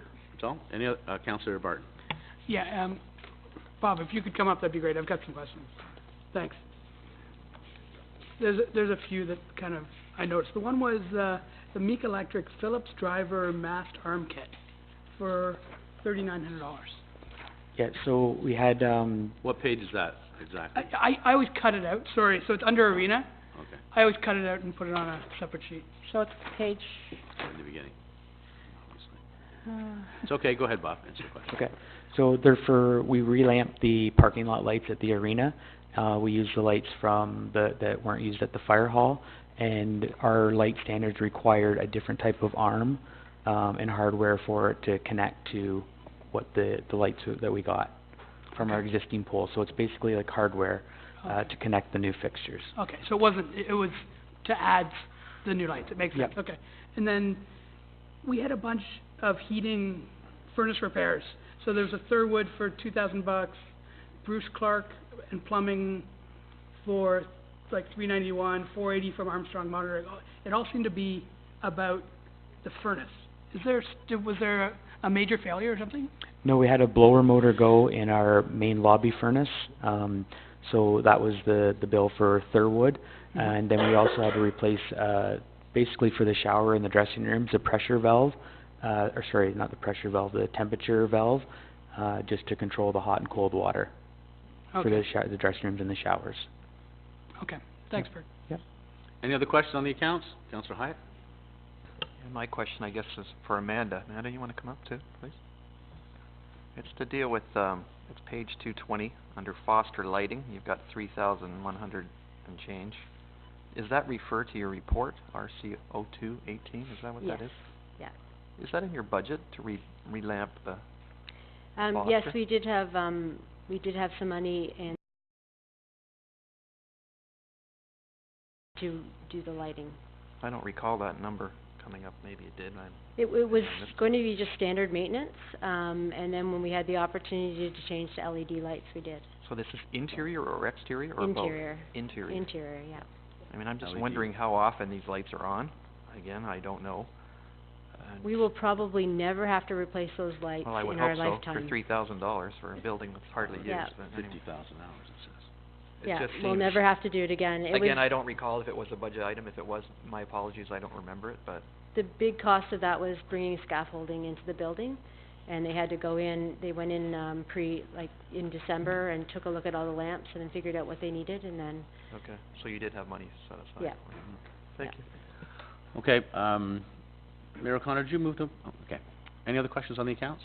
Councillor Barton, another question? Yeah, so this is now for for the roads, we've got, 17,000 for Joe Johnson Equipment, and then just while Ben's coming out, Reach Digital Systems, there's, looks like monthly charges amounting to probably $6,000 or $7,000. And then also, Percent Catalyst or something for maintenance and support, and that's another, I don't know, $6,000 or $8,000, a whole bunch of them. Just curious what that is. Well, he probably doesn't remember all of them, so you want to start with the first one you asked about? Sure. So the first one was Joe Johnson Equipment for $17,000. I'm guessing that's for the trackless. I'm not sure, I'll have to check. Okay. And then, do you know what the Reach Digital is? What department's it under? Oh, it looked like it was under roads. Don't Okay. think so. Yeah, Deb says it's under her. Reach Digital is our controlling system here at Town Oh, Hall. okay. And both them and Presence Catalyst, for whatever reason, like to save out their invoices till the end of the year, and then give them all to us. And that's why it caught my attention. That's it. Thank you so much. Okay, call the question on the motion. All's in favor? Carried. Any questions from the press? Moya? Sorry, I have a kind of a dumb question about the budget. I just want to clarify. So it says 2.5% and then 1.15%, which would be the asset portion. Yeah. So the total levy would be 3.65%. Is that right? That's correct. I'll make sure. Thank you. Actually, Don will pass out those to you right now, just so you have the information. What's that? Any other questions from the press? Do you want to pass that down, please, to everybody? Yeah, all councils, yeah. No other questions of the press? No? You keep, I didn't know if you were going for it or not, Roger. Go ahead. I was just thinking, this will be presented next week to council as a whole. Yes, there'll be a bylaw next week to approve, yeah. Is there any possibility at all there might be some fudging, smudging adjustments to this budget as it stands now? We can never say never. It's up to council. Thank you. Any other questions? No? Great, thank you. I'll turn this over to, who's next here? Councillor Beach. Thank you very much. I'd like to open tourism, heritage, community programs, and committees. If I could please have RC 0318 brought forward now, because Amanda's here. If there's any questions about the wayfinding signage. Amanda, would you like to come forward? We have a great opportunity here. Durham Region wasn't very forthcoming in assisting with this. Central counties have been amazing. I'll move the recommendation. Any questions? Yes. Councillor Barton? Yes. Thanks, Councillor Beach. To you, to Amanda. Amanda, does this include a sign to direct people from Durham Forest into town? Yes, we did include the trails as well in this project. So, Okay. Absolutely, there's some wayfinding signage for our trails system, and TRCA and Lake Simcoe properties are all included in that. Okay. So it does direct people to come north to spend money, sort of? Yes, it Okay, does. that's the intent? Yeah, Okay. absolutely. We made sure that was part of it. Excellent. Thank you so much. Move the recommendation. And is there any other questions? Mayor O'Connor? I don't have a question, but I just want to say that as chair of the Economic Development Committee and Planning at the region, I am not happy with the recommendation, or the, probably not recommendation, but the position the region has taken not to support us. And what they have chose to do is to fund Skugog for a trial period, they say. $20,000 they'll get for support in their economic development. It's in the budget, and I take great exception to that because we were asked, as was Brock Township, if we wanted to be part of this program, which was for a person to come in and help us, and we said no. We could do it ourselves, but we wanted to get funding for this. Anyway, I guess the pressure was put on them, and the money is going to Skugog Township for this coordinator, tourism coordinator, and we will have to find this money ourselves to do this project, which we will. But again, you know what? We didn't spend $125,000 on a Canada Day project, which they did and lost. We don't have the money that they get from infrastructure and from the casino. And, you know, I think that this is a prime example again of municipalities that handle for finances in a proper and in a what's the word I'm looking for? Responsible, thank you. Responsible way always get, I can't say what I'm thinking. Penalized, that's a better word than Yes. I was starting to think of the word that starts with S. Anyway, shut out.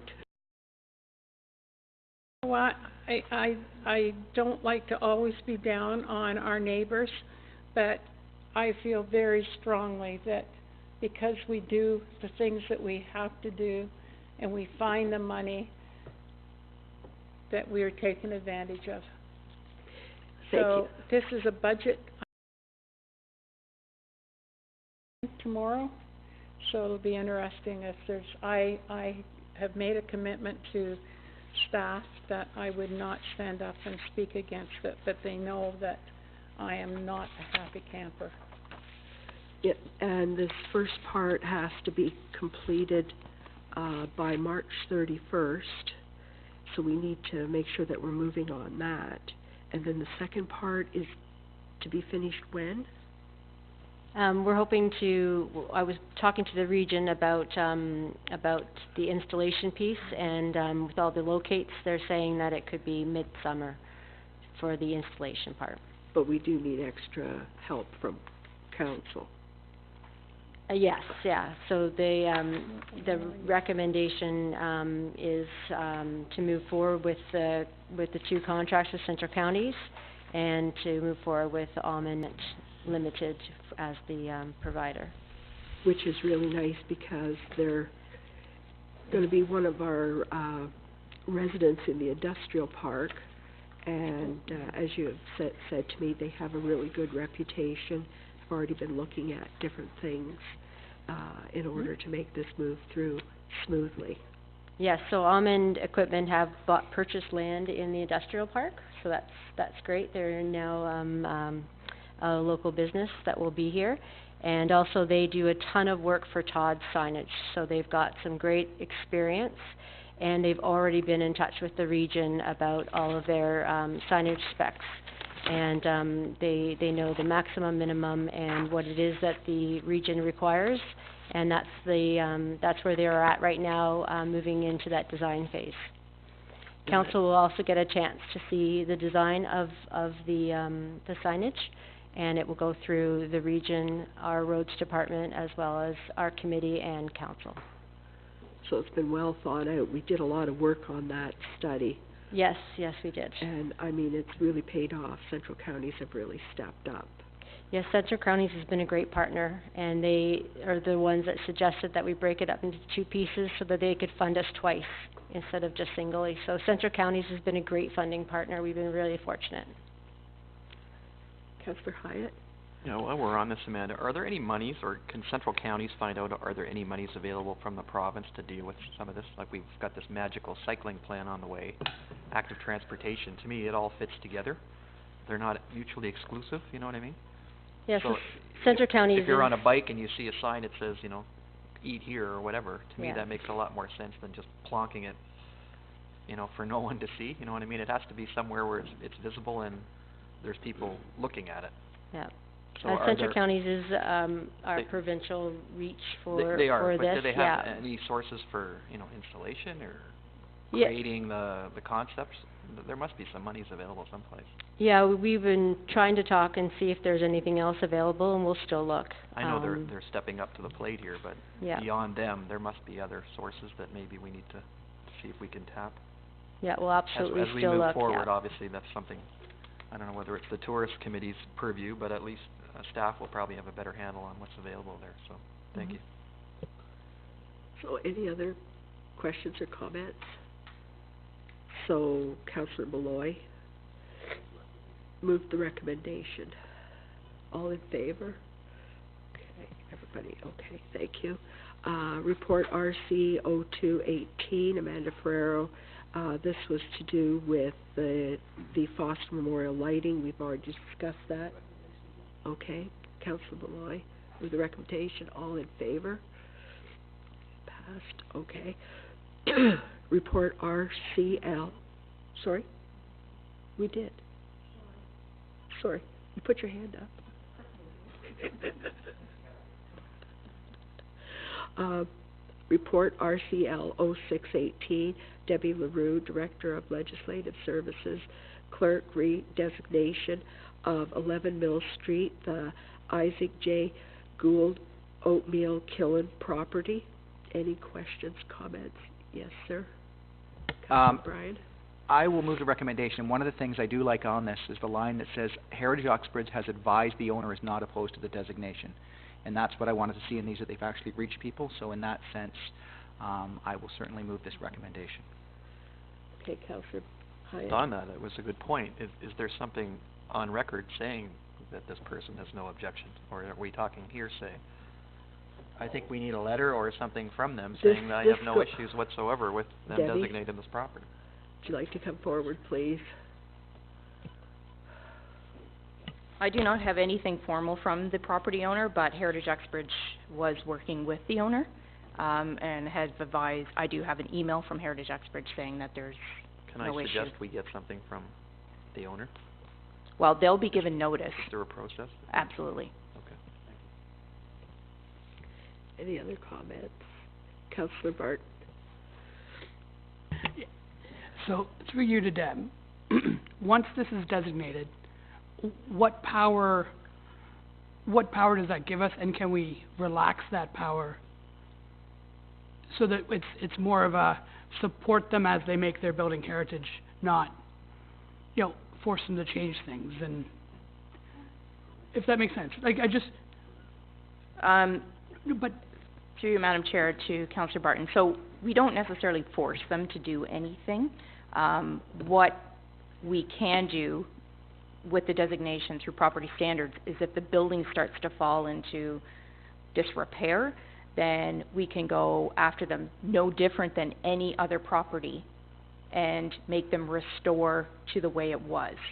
So the difference being, with my house, for example, if I was letting everything fall apart, you would just say to me, fix it, or we will fix it. And I could, you know, do whatever I need to do to get it into, so that the eaves trough isn't falling off and that kind of thing. In the case of a heritage designation, what we have the ability to do under the property standards bylaw is make them restore it to the way it was. So, using an example, if they had shutters and the shutters were falling off, we could make them put shutters back up, not just take them off. So that's basically the only difference. We can't make them do something. So, in terms of repair and that kind of thing, or if they're proposing changes to the property or to the building, we would work with them to make sure that they are doing it so that they are doing it in a heritage fashion, or that it recognizes the heritage architecture of the building. But we couldn't just make them go and say, like, okay, you're going to put a new roof on and it's asphalt shingles now when it's designated, and then when they decide to replace, make them put in cedar shake. We can't do that. So whatever features we have listed in the bylaw, those are the particular features that we would want to make sure are are recognized and protected. Okay. Thank you. Any other comments or questions? Okay, and Councillor Bryan, sorry. Yes, please. Councillor Bryan. I am. I will take over. Pam? Sam? Wow. So we have a motion on the floor. All in favor? Carried. Next item, report CL0818 of Debbie LaRue, Director of Legislative Services, Clerk, re-request for official Quaker Hill designation. Questions, concerns, comments? First up, Councillor Malloy, then Mayor O'Connor. I'll just move the recommendation. Okay. Mayor O'Connor, you were going to do the same? All right, any other questions, concerns, comments? All in favor of the motion? Carried. Unfinished business. Goodwood Cloggers continued use of the Lions Hall until it's sold. Councillor Beach to speak. Thank you. Sorry, I will get to that. Addendum, report CL 11917 of Michael Durand, Deputy Clerk, Re-Heritage Designation of the Historical Center, tabled during the regular meeting of the General Purpose and Administration Committee of April 3rd, 2017. Mayor O'Connor? Okay, all in favor? Carried. Questions, concerns, comments? Do we have a motion? Mayor O'Connor, and then over to Councillor Malloy.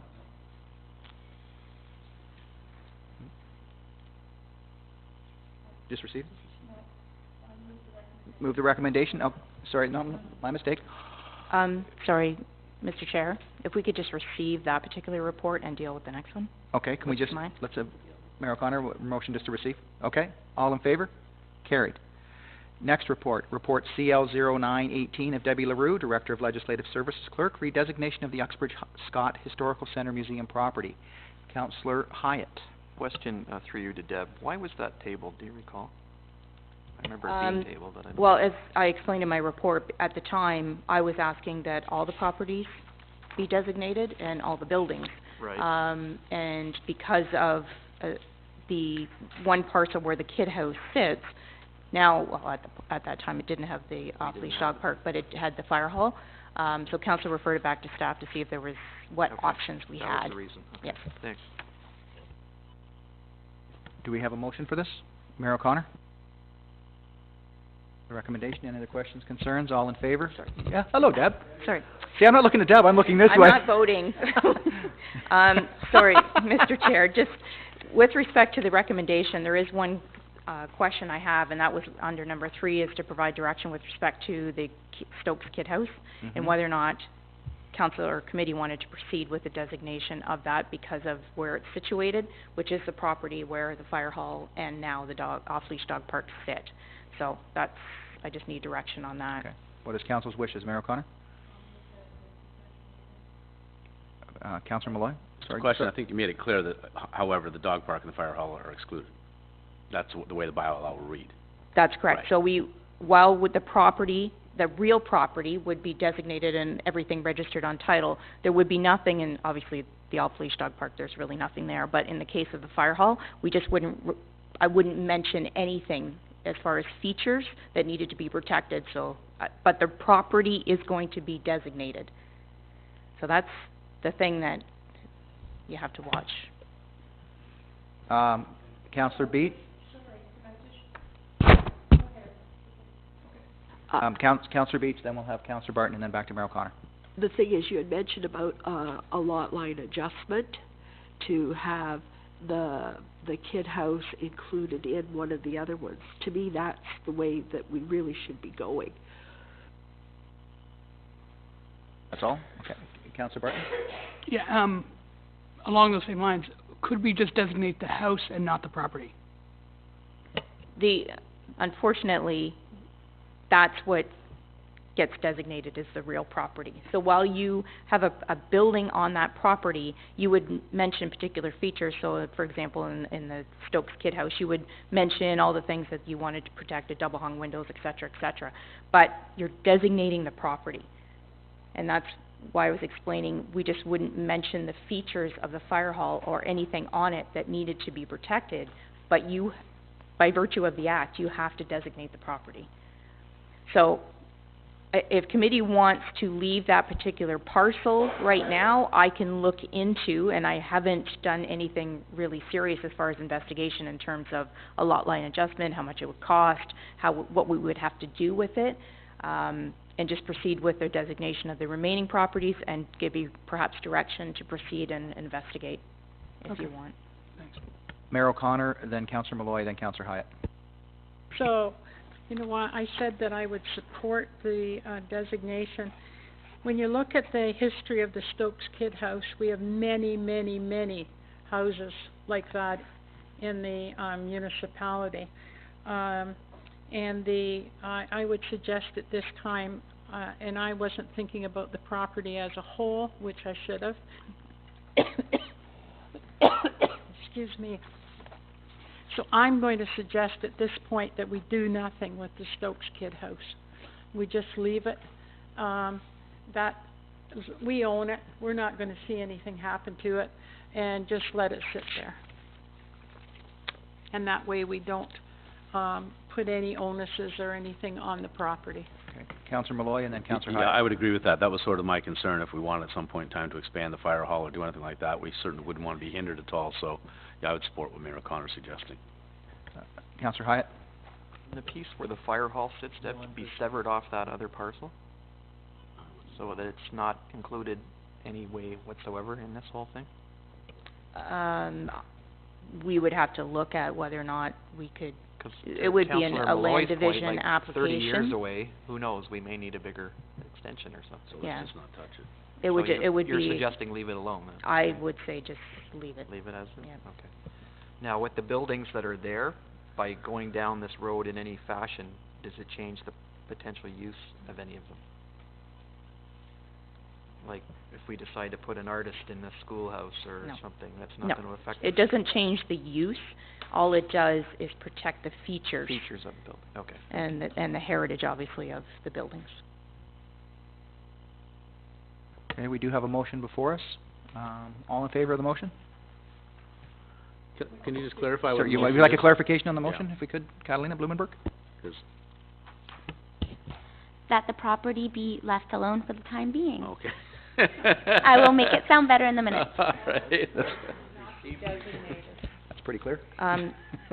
Through you, Mr. Chair, sorry, just for clarification purposes. So what my recommendation is asking is that the parcels that include all those other buildings proceed with designation and be put onto the list, and that the property that houses the Stokes Kid House, that we not proceed with designation.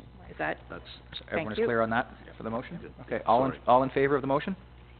Carried. Next report, RCO3, has already been dealt with. So the next item is our unfinished business.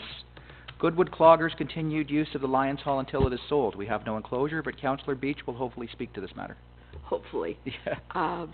Anyways, I spoke to Eleanor Todd, and her concern with, they couldn't move their clogging to the Goodwood Hall because there's no wood floors, and it's too hard on their knees and feet and so on. And she was requesting to see whether they could stay in the hall, like, I think it's about the middle or end of May that they finish. If they could stay there till they finish, if possible, that they would, move ahead to see if they could find some other place. But this was what she was asking, and I said I'd take it to council. Mayor O'Connor? I don't have an issue with it, but I do think that we need to declare the Goodwood Lions Hall surplus as soon as possible, and that we need to cover, like, the longer it sits there, the more expenses were going to occur. Yes. So let's get it listed, and cloggers certainly are welcome to use it as long as it's not being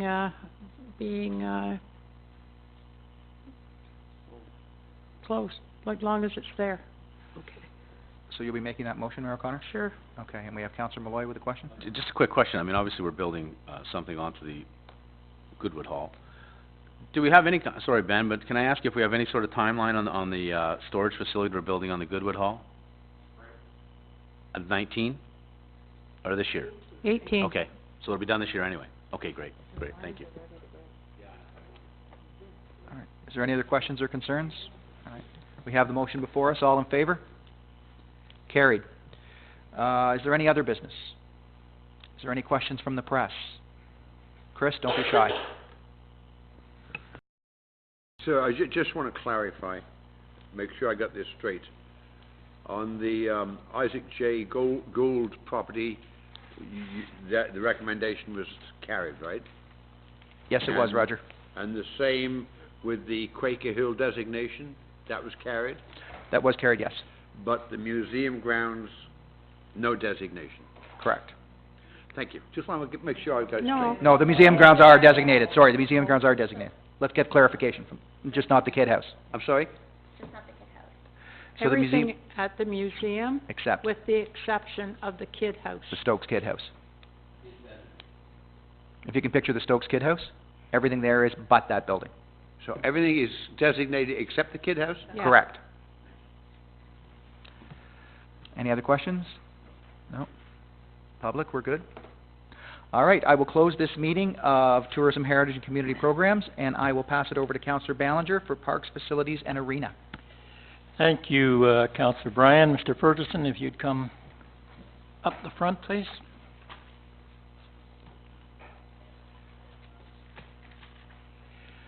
Okay, we'll open up this session on Parks and Rec. Report number PR 01-18, request for reduced lacrosse fees. Starting with Councillor Malloy. I'll move the recommendation. Okay. Any questions on this? Hyatt.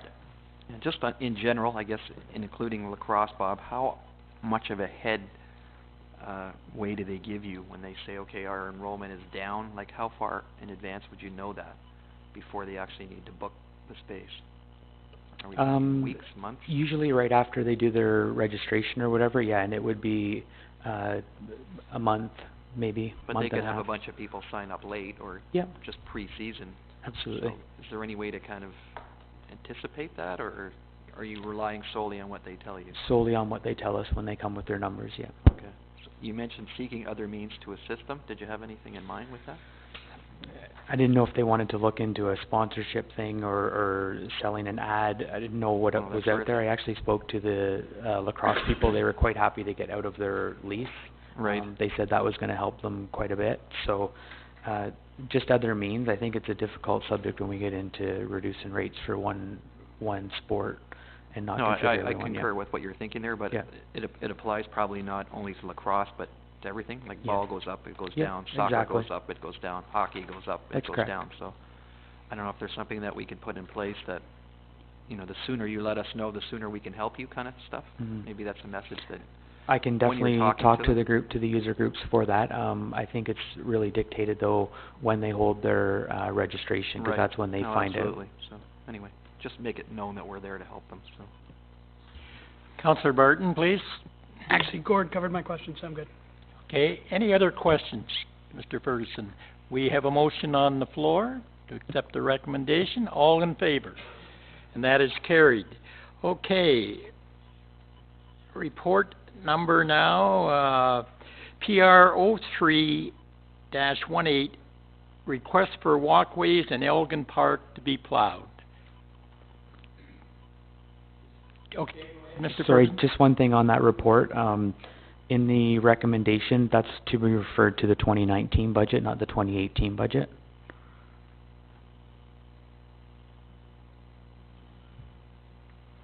Okay, we'll start with question with the mayor first, please. Mayor O'Connor? I spoke to Bob about this when I was reading my agenda, because I thought it should be 2019 budget, but, you know, in thinking about it, he needs a response from council somewhere in between the 2018 and the 2019 budget, because we do the budget now this time of year for 2019.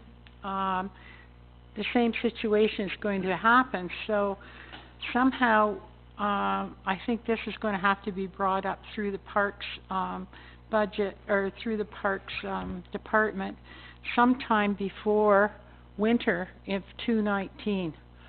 or 218, sorry.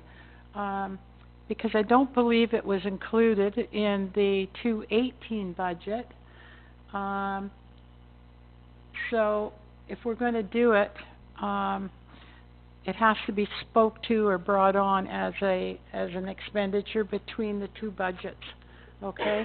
The other thing is I was shocked, and I shouldn't be anymore, but the cost of plowing it is not the cost. It's the cost of salting it. And you know what? That again comes down to people being sued, municipalities being sued. And when you look at the amount of salt that we have to put on our roads today, look at the amount of salt that has to go on sidewalks today, out in front of your own homes, just to protect yourself. So, again, I thank you, Bob, for that report, but it's going to have to come forward sometime before the winter of 2018-19, okay? And it could be a pre-budget expense or pre-budget consideration at that time. So I would suggest you just receive it for information at this time, and then ask that Bob bring it forward again, probably early fall. Councillor Hyatt. Just two questions, Bob. First, the Festival of Lights, we do plowing for them. Could you foresee this being included in that? Well, we don't, but could you foresee something like that joining with this? If we're going to go into Elgin Park, you do it all at once, that kind of thing? My recommendation would be that we refer it to our snow plowing tender. Okay. And it's just done it's done for the whole season. That way we're aware of the level of service and what they're maintained to. They work off of volunteers to get the driveways to get it done currently. So by us taking this on, are we now taking these walkways to the same level that Public Works does on sidewalks? It would be equivalent to that, eh? I guess what I'm worried about is when we get traffic on sidewalks that we do, how much traffic are we going to get on this? And if we do have a slip and fall, you know, are we setting ourselves up, I guess is the question, by saying that we're now maintaining this. That whole expectation is that it will be pristine or close to it, right? So yes, that's exactly what was my concern. That's exactly it. So I'm a little worried or you know, hesitant, I guess is the word, to really take this on, but anyway.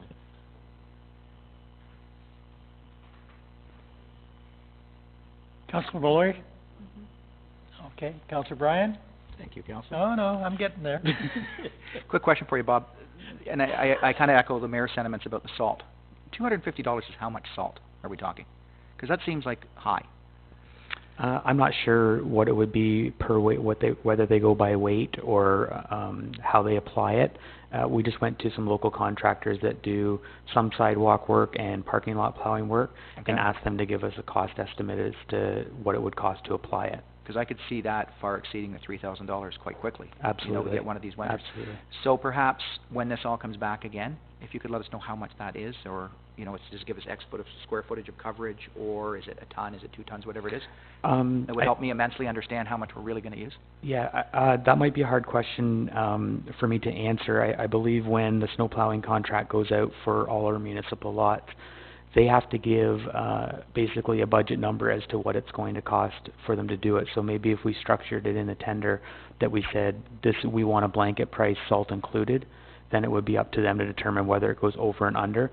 No one can predict the weather or how many times they're going to have to salt. So we could structure the tender that way, that they have to give us a lump sum price, and then it's included in there. Councillor Barton. Thanks, Bob. I still struggle with this a little bit, because we have our Public Works do the sidewalk up till Elgin Park, then they turn around and go back. If instead they drove through the park, did a small loop, and went out Water Street, that would create the loop that we're looking for. And again, our own vehicles are already sitting there, often, like every day. And I understand they're maxed out, but it's manpower that's maxed out, not equipment, from what I understand. Because we have our sidewalk plow there, but we also have a trackless, and you've got a Bobcat. Like, we do have extra equipment to do this stuff. But I understand we have manpower issues. just to, when we already have staff, I just see this as the last thing we do with our sidewalks. Like this would be the last priority. Yep. That's my thought. I think we need to look again at a way to do it in-house. Because it was $3,000 to do it from Reach, that sidewalk from Reach to Elgin Park. I would see it to be about the same amount of money to go further. And that was Ben's budgetary number when we first decided to do that section. Yeah. That's it. Any other questions?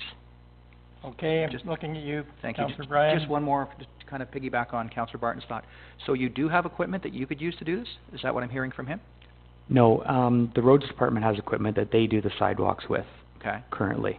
After speaking with the roads department, they are at their max for what they can do, and their sidewalks are the priority Right. for them to take care of.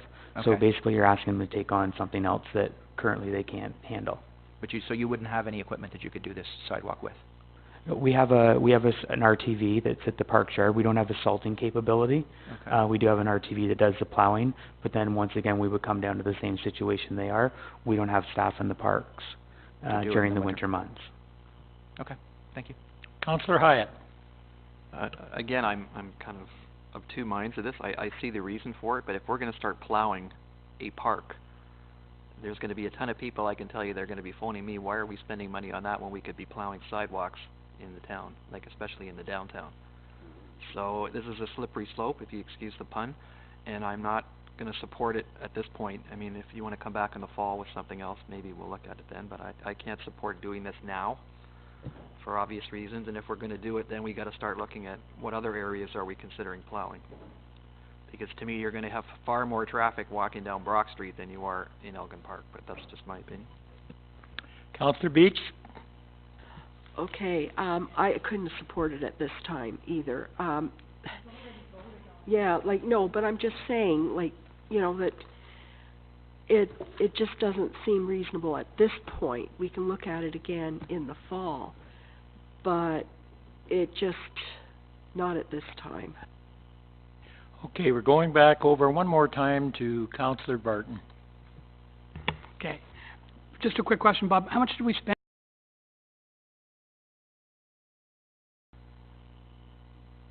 $600,000. Yeah, right? roughly, yeah. Okay, so, again, to get more use out of that investment for using our own equipment, if we could find a way to do it with manpower, I just think is good value. But that's just my point. You know, you spend $600,000 on this investment to get more people out using it for a fraction of that cost. I would support a way to figure that out. That's all. Okay.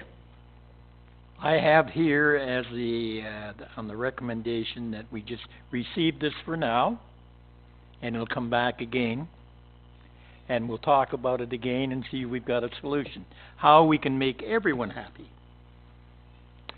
On the motion, all in favor? That is carried. Okay, I take you now to report number PR 04-18, the breakdown of the ball diamond fencing repairs. Questions to Bob? With Councillor Bryan. Thank you for this report, Bob. This was one I had asked for because I wasn't sure exactly where the money's been spent. Just help me understand that, so this is something that we've kind of missed over the years, or this is something that's happened this year? Should we not be planning along? Just help me understand the process. Yeah, so during the budget process, these requests safety issues and maintenance comes up under repairs and maintenance. The repairs and maintenance budget has been cut for some of these things that have been in here. We've been approached by youth baseball. They come in and do a fairly lengthy presentation on what their recommendations are and what their wish list is. Staff has met and council, a couple of councillors have met with youth baseball just to see where they're going. When someone comes across and uses the word safety on something, it puts a higher demand on what their expectations are. We do see an increase on, we didn't have any kids playing at Bonner Fields a couple years ago. It was all adult ball. With the adult ball decreasing and youth ball increasing, we've been able to put teams over there. children find ways to get hurt. So the level of what we look at would increase as the usage comes up. It's not something, like I say, we try and pick away at them. Is there anything at our diamonds where is an immediate danger where someone's going to poke their eye out to a post that's protruding or something like that? No, it's not. But when you get into the fencing starting to curl, it starts to become a trip hazard. So the level of safety increases, especially when you're dealing with the kids.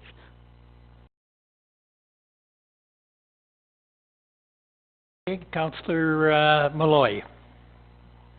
Sorry, did you say we cut funding? That's why we didn't do some of this stuff? I don't remember cutting any funding. It would have been under our repairs and maintenance budget. I don't remember for ever funding. cutting a repairs and maintenance budget, though. Yeah, we had the one budget come in, and actually it come to all staff here that once our budget was almost done, we were asked to come back and find another $5,000 in our budget for reductions. But that's but you have a lot more than $5,000 worth of work here. That's five. Right. But I'm just saying that's where some of this would have come from before. Like I say, Councillor Malloy, we're on a slippery slope when someone starts to try and identify the level of a safety hazard. I get this part. I'm just Yeah. saying that at no time do I recall ever cutting funds Yes. for anything that would have been safety related or maintenance related in the past. So I just want to be clear, because Yep. it implies that we cut things and made things unsafe, and that's not what we've done. I just want to be clear. Absolutely not. You didn't make things unsafe, but there was money budgeted in the operating budget before under repairs and maintenance that was cut down. Councillor Hyatt, please. Yeah, just two quick questions, Bob. Okay, you've done this report as requested by Councillor Bryant. There's no go forward with this, or is it just for information alone? No, it's already been approved in the budget It for already this year. approved? Yeah. So, I guess my second question is for the forecasted Parks Master Plan going to affect the usage of any of these diamonds moving forward? Do we know that yet? We won't know till the plan comes out, but we have taken that into consideration when we've looked at the money that's going to be spent in the 2018 We and anticipate it out, I guess, in the next few weeks, Right. right?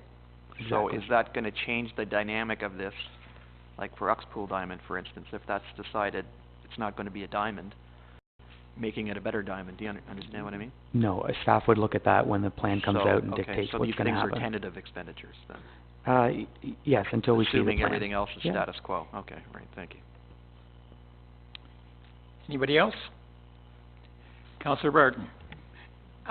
Just wondering, are we going to use subcontractors for this work, or will we have town staff do it? No, it'll be subcontractors. Okay, thanks. Any other questions? Okay, I will say that we did have a meeting with the youth baseball. Mr. Ferguson attended, the mayor attended, I attended, and their executive attended, and we flushed out all the major concerns and any kind of safety things. One thing that did come up is accessibility for anyone that's in a wheelchair or something trying to get into the Arena Diamond. And we will take a look at that to see if there's some way. Apparently there's a lady, Julie, that comes there all the time and volunteers, and it's very difficult to get in there. So we will look at it. Okay, the recommendation right now is to council receive it for information. Someone move that. Moved by Councillor Bryan. All in favor? And that is carried. I draw your attention now to the addendum, correspondence 264 from Brett Myers, Bonner Boys, in regards to the Rib Fest. Councillor Malloy? I would just receive it and thank them for the work they've done in the past. Okay. Any questions to it? Mayor O'Connor. One thing I think we should ask the Bonner Boys is, are they looking at giving this up entirely, or are they looking at giving it up for 2018? Because I would hate to give up that weekend if they want to in 2019 do the Rib Fest. I understand this year because they've got a number of projects that they're looking at and the time commitment it takes for some of them, but I think what we need to do is see if we can get them to confirm if in fact they're finished with Rib Fest altogether, or if they are just walking away from it from this year. And thank you, Mayor O'Connor, and I will get that confirmation for you. Any other questions? Oh, Councillor Hyatt. More of a comment, and Bob's here as a member. I mean, if it was me, I would probably want to do it right rather than do it half-baked, and I think that's where they're going with this. Down the road, they may decide that, I know when they do an event, they do it well, and they put their full effort into it. I mean, and as Brett said when he was in here, you know, are they overextended, or is it the issues of the money that it generates at the end of it? I mean, I totally get it. And if they decide to come back and do it, all the better, but I think they may come in with something new that may be even better, because everything they do is really, really good, and you can pass that along to them. I know, I didn't get a chance to talk to Brett when he was here, but hopefully they'll supplant that with something else. So. Okay, I have a motion here to receive for information. All in favor? And that's carried. Okay, unfinished business. Other business. Okay, questions from the press. Oh, sorry, Mayor. Your other business. I'm just curious to know, what is the uptake regarding the amalgamation of the minor hockeys in Scugog and Uxbridge? Has it affected attendance or anything in the arena? I don't think it hasn't affected ice time. Our ice time is still booked like it was in the past or whatever. We don't tend to see the amount of fans that attend the games, but the numbers have been down for the Bruins as well. It is that we don't see the spectators out there like we used to 5-6 years ago, but ice time is still booked solid. Okay. They still haven't started sitting together yet, if you're asking that question. Port Perry parents sit on one end and Uxbridge parents sit on the other, but the kids can play together, but goodness, don't sit together. Okay. Okay, questions from the press. Starting with you, Roger. Go ahead. Yes, Councillor, on the Ribfest. If I'm not mistaken, Ribfest in previous years has been put on by a local service group to raise funds for whatever they're up to. With the Bonner Boys opting out of the Ribfest this year, are we now turning this event over to a private company? Is that what this is being decided today? Well, it was a private company that made the deputation today, the presentation. That's what they do. That's what that gentleman does for a living. He also said, Councillor Bryan asked the question to him, do you give anything back to the community? And the answer was yes, this is what we've done, this is what we've donated in other places. If there's a request, we try to give back. I think their next move is to meet. It was referred back to staff to find out about the booking date and the costs and everything. And hopefully we will get a further report whether they are doing this or they're not doing it when they know what's in the contract. But I'm sure I heard him say, and I was curious too, about the Rotary Club. They worked with the Rotary Club in Orillia at their Rib Fest. And with the Rotary Club, they were able to give back to the community. So I'm hoping that this is what they're going to do. The gentleman that spoke, Mr. Brown, indicated he was from a small community like Uxbridge, so hopefully he can bring the things together that we'll all benefit from it. And on the clearing of the pathways in Elgin Park, would that not come under the township's accessibility rules? I mean, we're talking about making the ball diamond accessible to wheelchairs. It seems to me asking that you make the pathways in Elgin Park accessible to mobile pedestrians is also a question of accessibility. And it's a Most things come down to, do we have the money to do this? And where's the money going to come from? Councillor Brown, can I add, the park's closed though, Bob, isn't it? So the issue. The park's closed. Not open in the winter, that would officially close it, so we wouldn't have to keep it accessible in the winter. Officially closed. Dog park. Any other questions from the press? Yes, Ken? Do you know when the proposed safety repairs might come to the ball diamonds? Go ahead, Bob. Yeah, hopefully we have them completed before the start of the season. Usually around the second week of May.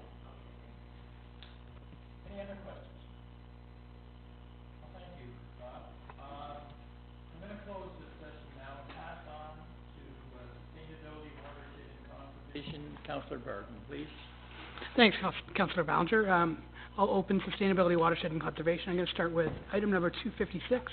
This is from the Region of Durham, Rebill 139, Building Better Communities and Conserving Watersheds Act, 2017. What would we like to do with this? Okay. All those in favor of receiving? Okay, that's carried. Okay, the next one is item number 265. This is from the Storm Coalition, We Grow the Greenbelt. Yes, Mayor O'Connor? Honestly. The blue belt? So we've got the green belt, we've got the white belt, now we've got the blue belt, and I think the township needs to get a black belt so we can deal with these things. I was speaking to the Commissioner of Planning, and he had not heard of this yet. So this is something that has been proposed by the Storm Coalition. It isn't provincial at this point, but you know what? If this ever comes to being, we have absolutely no room for movement. They might as well sterilize us now, and then we go after them for for the lack of ability for taxes in the future. It's absolutely ridiculous. And the people that are pushing this are the people that have municipalities that are totally built out. They have no room for movement. They want the rest of us to do the things that they didn't do in the process. So I think we just received this for information, and I would... maybe somewhere down the road we should bring in the Storm and let them know the facts of life of what's that? But anyway, you know what, just receive it for information at this point. Okay. All those in favor of... oh, sorry. Oh, no, it's sorry. Oh, okay, yeah, all those in favor. Okay, that's carried. I'm still confused on what the mayor thinks of this idea. Okay. So I will now close this meeting. Oh, any unfinished business? Any other business? Any questions from the press? Okay, I'll close this meeting and pass it over to Public Works and Operations and Councillor Bryan. Thank you, Councillor Barton. I will call to order this meeting of Public Works and Operations. First item is a piece of correspondence, item number 257, a letter from Susan Chevalier, re garbage collection in the Uxbridge downtown. Mayor O'Connor. Sorry, I'll receive this for information because a copy has already been sent to the region. Okay, very good. Any other questions, comments? All in favor of the motion? Carried. Next is report to committee. Report PWO 0318 of Ben Kester, Director of Public Works and Operations, re 2017 Public Works Order Summary. Mayor O'Connor. Is there any excuse me? Is there any specific areas that are outstanding, Ben? Not specifically, no. No? No. Okay, thank you. I'll receive it for information then. Any other comments? All in favor? Oh, sorry, Councillor Hyatt, are you voting or just one comment? Quick question on that. When you get the concerns or the complaints or whatever, do you reallocate your predetermined staff time to deal with it, or is it you just mixed it in with what you're already doing? How does that work? We just mix it in with all what we're doing. Okay, thanks. All right, we have a motion before us. All in favor of the motion? Carried. Next item, report PWO 1018 of Ben Kester, Director of Public Works and Operations, 3, bicycle lanes on Brock Street and Main Street North. Questions, concerns, comments? What would council like to do? Anyone? Councillor Malloy? Sorry, I'll make a motion to receive it for information. It's kind of like going, doing little patches. We talked about this a couple of weeks ago, where you have a patch of bicycle lane but it doesn't go anywhere, or you can't get there. So it's pretty broken up. But anyway, I'll just receive it for information. Okay. Councillor Barton? Yeah, I'll just, I've got some questions on this. One is, I'm surprised this wasn't brought up to either Jack or myself. The email was sent December 21st. An awful lot of time has come by, and we saw it, Friday. It's a bit of a concern. Just, we're working on cycling. We've talked about active transportation. This could have helped us with our planning. And then, and I understand that there's patches, like Councillor Malloy said, but from the arena or from Centre Street all the way into our downtown, that's a pretty decent lane. Typically, when there's white lines and the road is more narrow, drivers typically slow down, so it changes behavior. And then it also, to get to the Fields of Uxbridge, that's been a goal that Councillor Hyatt has spoken about numerous times. This would also get us an awful lot of the way there as well. Yes? Thanks, I'll ask sorry. Councillor Malloy? I guess my concern is with that is I get the bicycle lanes, but how effective is a bicycle lane if you're allowed to park? I don't understand. So you've got a bicycle lane at the side of the road. It clearly says that you're still going to be able to park there. So now you've got somebody riding down the bicycle lane, and somebody's got a car parked there. You've got to pull out around the car and go back in. It sounds more dangerous to have a bicycle lane than not to have one. I hate to say it, but I don't understand how you can have a bicycle lane and have parking in the bicycle lane. I don't get that. Councillor Ballinger? Yeah, I won't answer Councillor Malloy's question. I just will say that this came from the cycling club. I can remember it coming through. I went down the region. It was a long time from them to send this report. And it goes back to last July when I took it to them. And they've went through it thoroughly. There's no doubt in my mind that any kind of a cycling lane slows down traffic. There's no doubt in my mind at all. And the request was from this group that we take it, from the arena, and they're saying not from the arena here, you have to be east to Centre Road, and I understand it with the left-hand turn and everything. And there also was, we had two ladies come here one time and give us a presentation about traffic in Uxbridge and cycling and that, and they've also brought up about, could we not paint a line and cycle up to former St. John's School, the Fields of Uxbridge. Somewhere along the line, we have to start moving in this direction. I mean, all communities now are moving into cycling. It's a big thing. And we have to, I have no problem with us initiating this and trying this. I have no problem whatsoever, because we're just going to get further behind when it comes to this active transportation if we don't make a move somewhere. And that's my thoughts on it. Sorry, Councillor Barton, then we'll go to Councillor Hyatt, then Councillor Malloy. Okay. So, in response to Councillor Malloy's question on parking in the bike lane, we all drive on these roads a lot, and from the sections that we've spoken about, the only time you see cars parked on Brock, on that section of road, is Sunday mornings when the Baptist church is full. I saw, coming into council this morning, I saw a car parked on Main Street, where the cycling lane could be, and that's because he was clearing his driveway.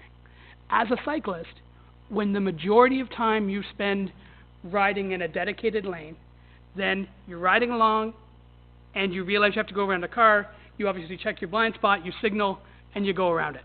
But for the majority of time, you're in a much safer place. So, if you can be safer, 95% of the time, especially on these sections, this is a win, and this is, the region has suggested it, it's gone through their legal team. I have no idea why we'd step in the way of this. Just my personal opinion. Councillor Hyatt? Yeah, I guess my question through you to Ben is between a designated bike route and having a bike lane. Is there a difference, or does a bike route have to have a bike lane? Could you clarify that? Bike routes. Like I'm used. Bicycle routes go through I'm thinking about the Greenbelt bike route. It's signed, this is where you go. But to This my one- knowledge, not and- every and square this inch of is that has a bike this is lane. This is a lane that's not in a bike route, so it won't be signed. Okay, so it's just basically a white line Yes. painted on the road. So it's not technically a bike route, it's a bike No, lane. it's Okay. not a bike route, it's a bike lane. So by adding a white painted line, does it take on the aurora of a bike route? In other words, we are now saying that this is a safe place to cycle. Is that what we're saying by painting that line? Or it's a place for, that you could cycle? Do you Place understand? you could cycle if it's open. If it's open. I'm But just like trying to Dave get my said, head around a designated bike route versus creating a bike lane. A bike route is more formal, there's a more formal process, there's, Like the Greenbelt route, I'm gonna use that as an engineering studies done on it and that type of thing. Although the region have done engineering on this as well. So every designated bike route would have to have designated bike lanes, I would think, as part of it, correct? No, No? no. See, I'm trying to, again, get some clarification on that. If, and Dave's right, you change the behavior of drivers by having painted white lines. You do. You do. Are we saying that it's a safe place to cycle? I don't know. Can we say that? Assuming Well, you're not in a I'm parking zone assuming- or with a car on the road, obviously, but. I'm assuming the region vetted it through So their they're insurance good with it? and stuff, so. I mean, if it errs on the side of safety, I'm 100% in favor of it, and it will change people's, hopefully, driving habits, but, anyway, I would support it. Councillor Malloy? It's not that I don't support it. My question is, I don't understand why they would go to the trouble of making a bike lane and allow people to still park there. Because you're certainly implying that this is a safe place to ride your bike, and to allow people to park there. So what I'm saying is, I don't understand, all they're doing is putting a line of paint down the road to slow down traffic. That's what it's accomplishing, if we're not taking any responsibility for making it any safer, which we aren't, because we're not doing any special maintenance on the bike lane. All we're doing is painting a line in the road, and that's all we're doing with it. It just seems to me like they've only gone a quarter of the way to doing this. They haven't done the job. If it's a bike lane, it's a bike lane. Make it a bike lane. If it's not, why would you imply that? Is your only mission here to slow down traffic? Anyway. It's not that I'm against the report. I think they did a lousy job of it. They could have gone a lot further with it than they did. Okay, we do have sorry. I was gonna say, we do have a motion before us just to receive for information. I think we've had discussion. All in favor of that motion? All opposed?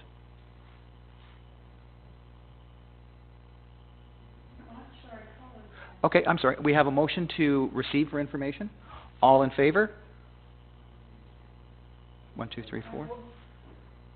All opposed? 1, 2, 3. Okay, the motion to receive is carried. Okay.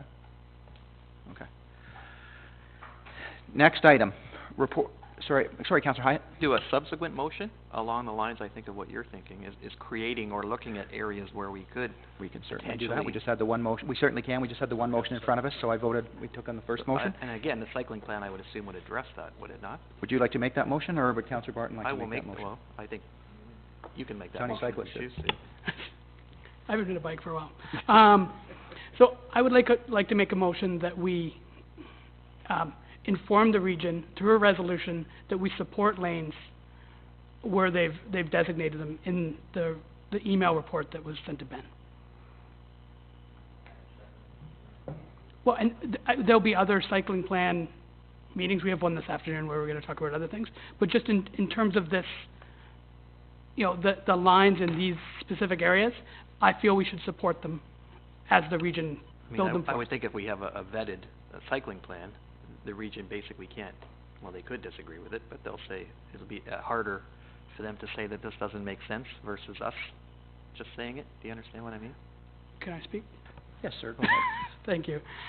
It's a tool that we can use to better create cycling lanes. No, and I agree, and I think that would be a further step. In this case, they've come to us and said, you've asked us to add cycling lanes to this road. We say it's okay, but we're not gonna do it until the Uxbridge Council say they support it.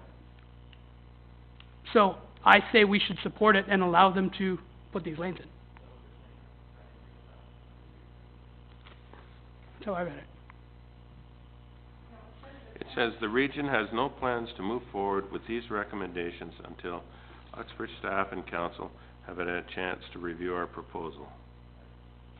So, if you've reviewed it and you want them in, then pass a resolution to tell the region you want them installed, and they'll put them in the spring. Yes, Catalina. So, is that staff inform the region through a resolution that council supports the recommendations within the region's Traffic and Engineering Operations Division proposal. Okay, we have a motion before us. Councillor Malloy. Thank you, Catalina. Your mic's not on, Pat.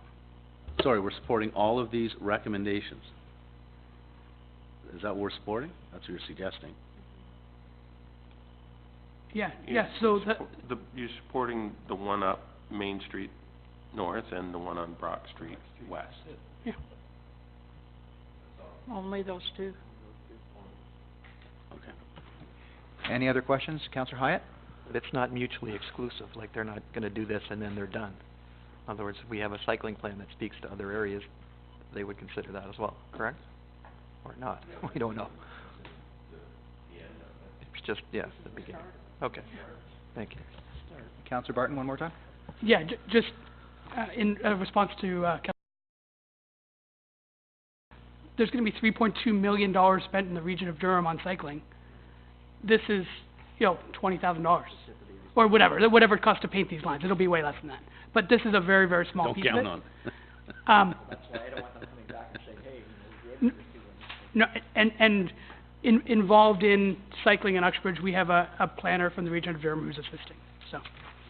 Okay, we have a motion before us. All in favor of the motion? Carried.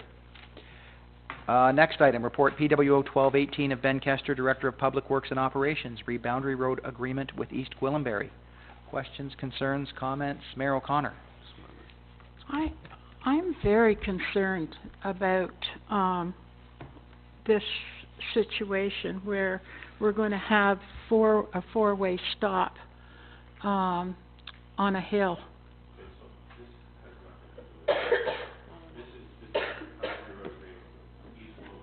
Oh, sorry, East Gwillimbury, not sorry. Georgina. Yeah, all right, I'll move the recommendation on that one. Okay, all in favor of the motion? Carried. Is there any unfinished business? Any other business? Yes, Mayor O'Connor? Okay. I'll start off again. Ravenshoe Road. I have a hard time understanding how that is going to be safe with a four-way stop on a hill. And also when you're going east and west, your grade is not level. So I would like maybe you, Ben, to get involved in some discussions with that. Maybe through, you probably have to work with the regions of both York and Durham, and let them know of our concerns. I think it's foolish to think that you're going to stop on a grade like that in the winter. As I said, I even have concerns with it now, going east and west where the stop already is. So, could we just have it doesn't have to be a long or a in-depth report, but something that, Really, you need to have discussions with the regions. They're not gonna listen to a report from me.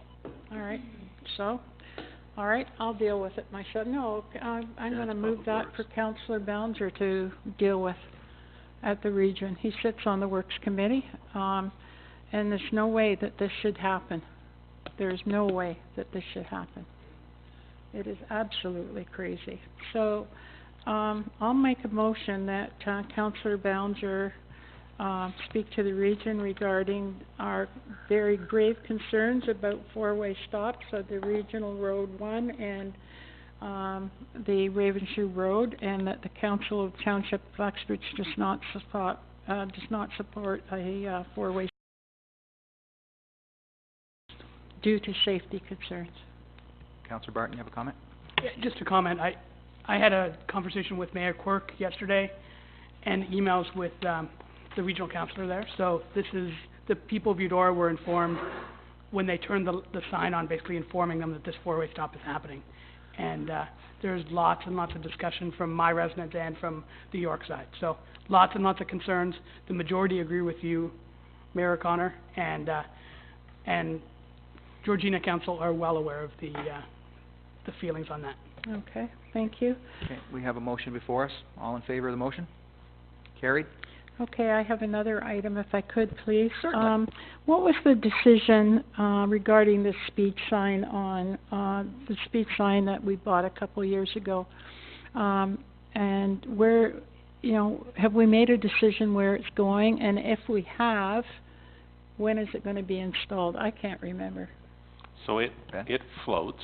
There's a policy that we passed last fall on how we were to handle that. The problem with these, and part of the policy was that that they be stored for the winter. So people tend to slow up in the winter, snow on the road and stuff, so, and they would last longer too. So in the spring, we'll start following that policy, and I'll get you a copy if you want. Okay, well, no, I don't need a copy. But my concern is, okay, did we order a sign for the traffic slowdown on Elgin Park Drive? It's in the budget. It's in the budget? Yeah. Okay, so it will be installed? Okay, that's fine. The other question, or not question, but comment I have to make is that I've been approached by several people in the last probably month and a half now regarding the speeding on our township roads. And I know that we had the discussion about lowering the speed limit to 30. We haven't done anything about that at this point. 40. As more and more young families are moving into the municipality and there's more and more kids in our communities, we really need to start to look at this. I don't mind telling you, on Enzo Court, approximately in front of your place, I watched a truck go down the other day, meaning your place, Ben, watched a truck go down and hit two squirrels. Now, the squirrels didn't bother me. I mean, I don't like to see any animal, I don't like to see any animal That's where they went. Hurt, but that's where they went, yeah. But my major concern is that truck was going hell-bent for leather. And you see this so often, and I think we really have to address it. And I'm not so sure that if we put it down to 40, they still will be doing 50. But so I'm suggesting maybe we need to put it at 30, and maybe they'll do 40. So I would like that discussion in the near future, please, because it's getting ridiculous. We all know that there's a thing out there of entitlement, and I can go as fast as I want, when I want, how I want. It's just not to do with driving, but in general in life. And I think that we really have to be a little bit more caring of what's going on in these subdivisions. So if we could look at that, please. We were supposed to have a meeting. Sorry, Your Worship, do we need a motion for that? Sure. That you know what, Ben can bring it back. I don't know what, I can take a motion that council look at reducing the speeds in the hamlets and in the Uxbridge urban area at a future roads meeting. Okay, we have a motion before us. All in favor? Carried. Thank you. Back to you, Your Worship. Okay, we were supposed to have a meeting or regarding the speeds on regional roads and the signs. what's going on with that? Anybody know? Can you help us? I can maybe clarify, through all of the would indicate speed. There was discussion around the region's position is in regards to that.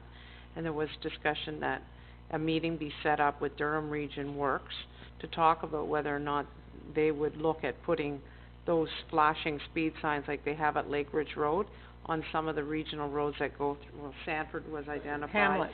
Siloam, Yeah. so that's I think what you were talking about. Yeah. So I was down for another meeting with them, and I brought this up. So I even mentioned about the possibility of cost sharing, and they know it's a problem, and I'll get back to them. They were gonna think about it. I don't think anybody had approached them on the cost sharing aspect of it before, so they were gonna think about it. Can I make just one comment on that, Ben? If it's gonna be cost sharing, it's gotta be cost sharing amongst all municipalities. In other words, if Yeah, Skugog true. wants to put it in, or Brock wants to put it in, or Pickering wants to put it in, it's gotta be cost sharing for all of us. I'm sure they would pass a policy, or develop a policy on that. Anything else, Your Worship? No, I think I got some off my shoulders. That's good. Councillor Hyatt? I mean, just on that point, I mean, the region should know what their traffic counts are and what the DRPS statistics are for a certain stretch of road. It's not like they gotta reinvent, they have that information, whether someone's, too tired to look at it, I don't know, but they know exactly where these areas, problematic areas are. So they should be addressing it either through cost sharing or whatever, and put a sign in that hopefully will reduce, like on Elgin Park, will reduce speed in that area, so. This isn't something new. Thank you. Back to you, Your Worship.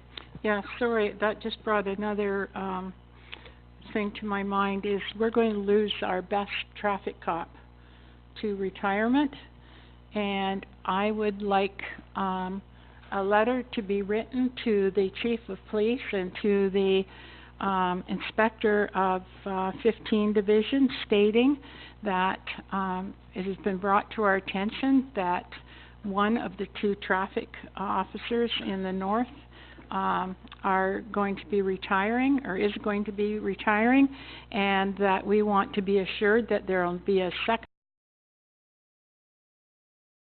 will be here, what's the word I want, so there's continuity. I don't want 6 months where there's only one again. Help me, guys. Immediately. Thank you very much. Yeah, with no overlap. Overlap's fine. Underlap. That's good, Pam. Underlap.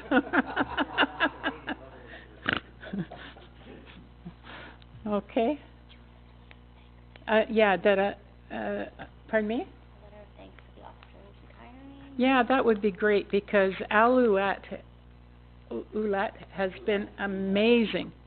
And I think what we need to do is to write him a letter of thanks for the big difference he's made in the traffic division in the north, and wish him many years of happy retirement. So we'll make that a motion. All in Yep. favor of that motion? Carried. Thank you. Hi, sorry, I just want to confirm on the bike lane. So with the second motion that went through, that will clear the way for the region to install those this spring, is that right? Ben? Okay. Okay, great, thank you. Sam, Chris, anything? Yeah, so for the proposed four-way stop that's on a hill, what was the intersection that was at? Sorry? And Regional Road 1. Okay, thank you, that's it. All right. With that, I will call to a close this meeting of Public Works and Operations, and I will pass it to Planning and Economic Development unless we want to take a 5-minute break. It's not up to me, it's not my meeting. It's over to you. Yeah, we can recess for 5 minutes. Washroom break.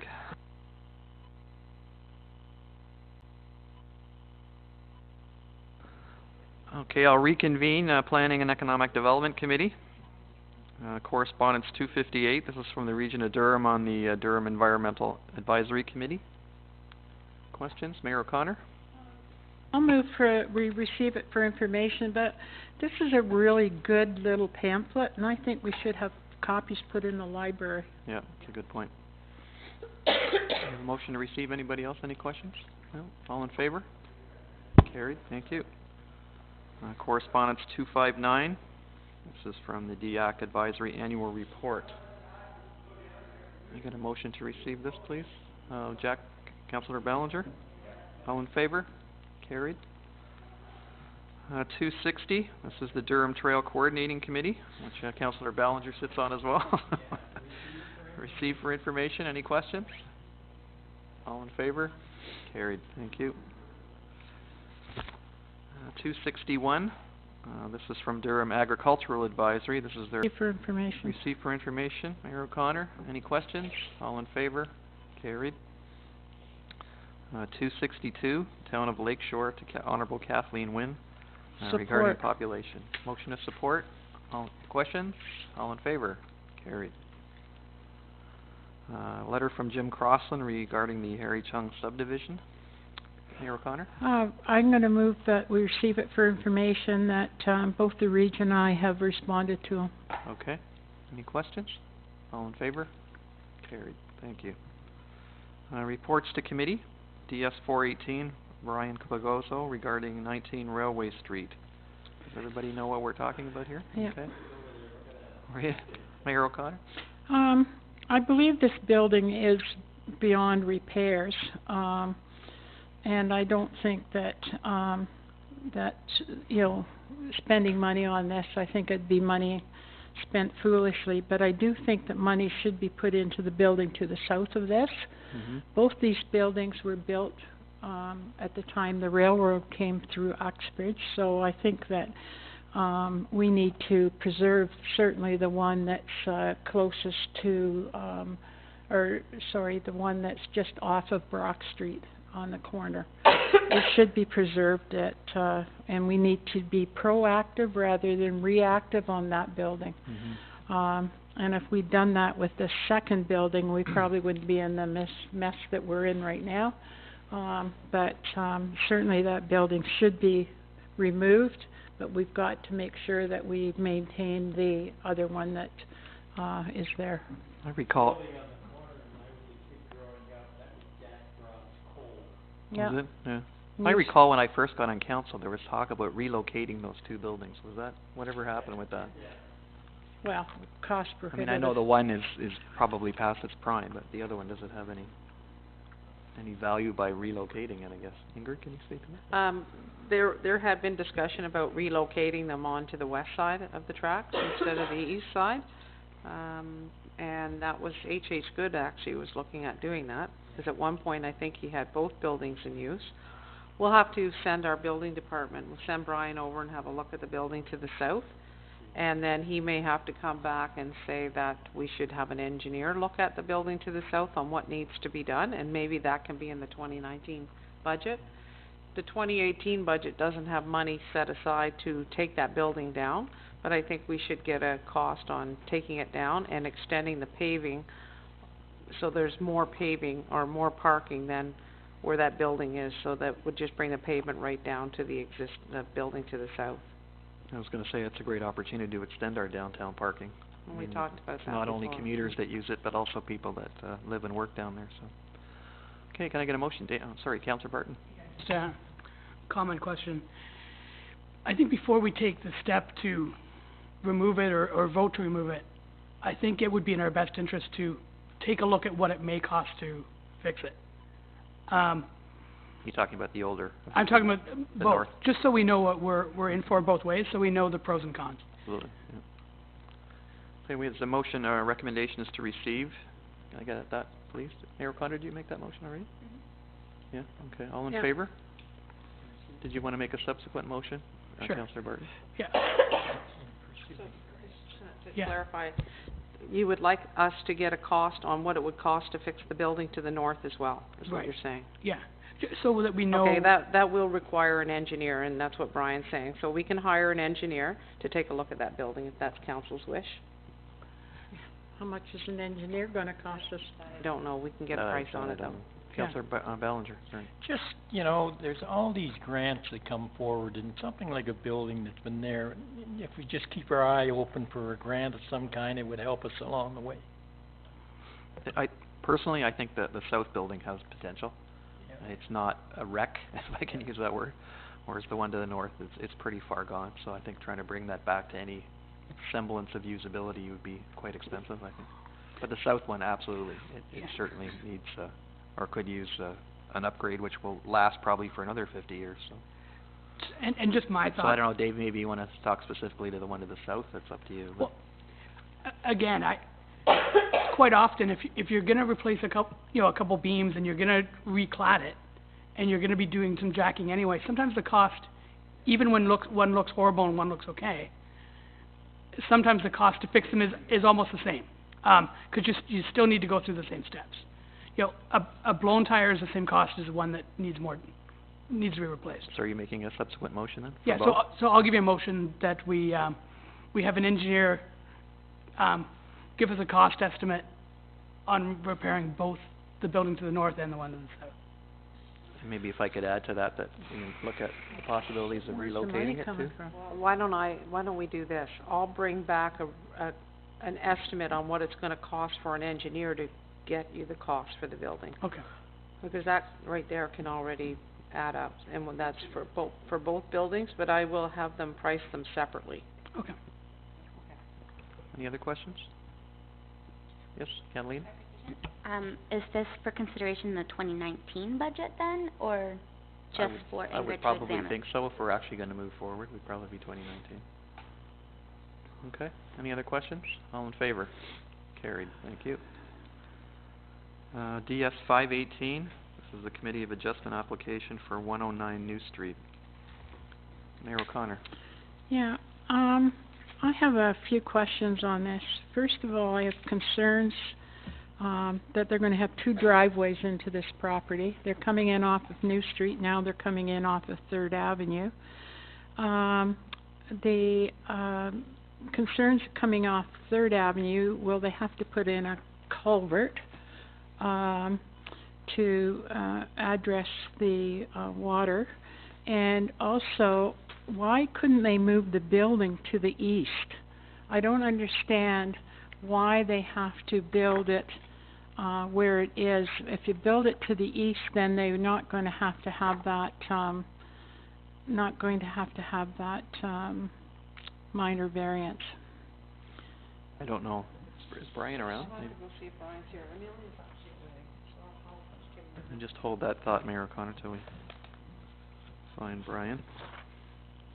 So if you look at page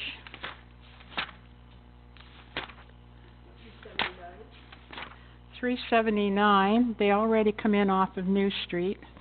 But if you look at the drawing that they've submitted on page 380, they would be able to meet the side yard to the east if they moved the building, to the west a bit. And I don't understand why they're not doing that.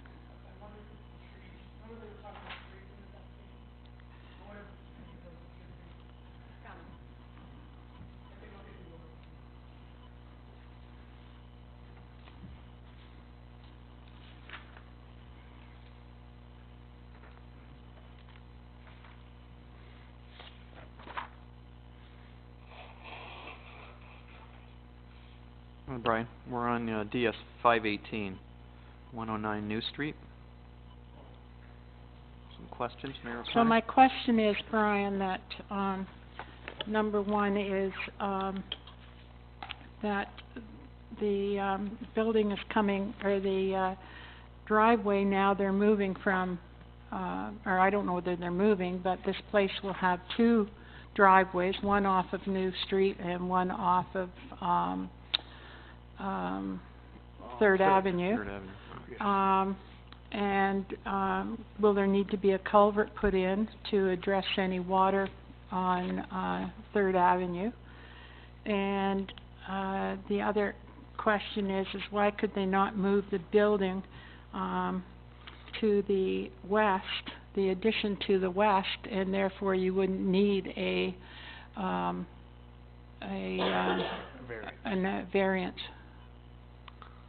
Okay, to answer your first question, related to the driveway, they would need a permit from the roads department before I'd issue my building permit. Okay.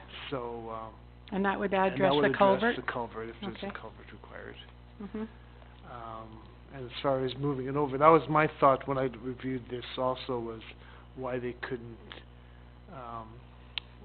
comply with the 1.2 meter setback and just move it a little bit to the west. So Right. I mentioned that to Amelia, and her response was they felt that they didn't have any, because the sidewalks are fairly close, then the vehicles would kind of encroach onto the sidewalk if it was.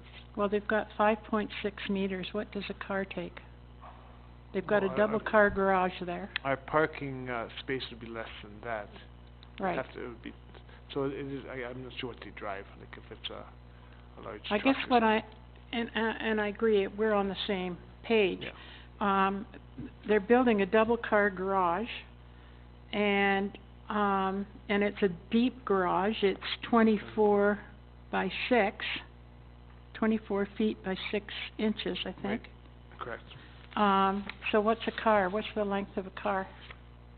Well, there's different types of vehicles. Okay, average, I wouldn't know. What's an average length of a car? Anybody know? Parking, that's roughly what I'm parking. Okay, so 18 feet, so you can get two cars there, and they're saying they can't move it because of the sidewalk. I don't buy that. I think that could move, and therefore they don't need that variance. Okay. Did you want to add a note to the C of A recommendation, Mayor Khan? Yeah, okay, so my comments would be, that, consideration be that the proposed addition be built, further to the west to line up, with the existing house, therefore, not requiring the, minor variance to the east. Does that make So sense? did you want something going back to the applicant suggesting that? Yeah. Prior to the, going to C of A? Well, I think they should, so they should know Can we that. send a letter back to them? I don't know how they would do it. No, I think they just read your comments, don't they? Right, so Yeah. the committee could take that into consideration. Yeah, and say, that- But if Yeah. they don't need it, they wouldn't be going to C of A to begin with. So or my mistake. whole thing Right. here is that they've got 2 or 3 spaces off of New Street, and they've got 2 spaces in their garage, plus 2 more spaces, on the driveway. So why do you need 6 spaces for a addition?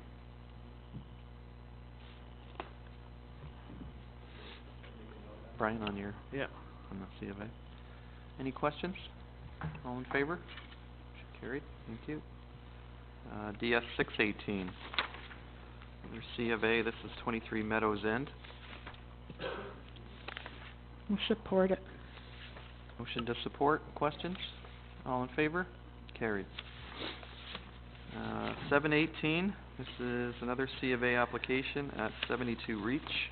I have a lot of questions on this one. Okay, go ahead. My concern is the side yard.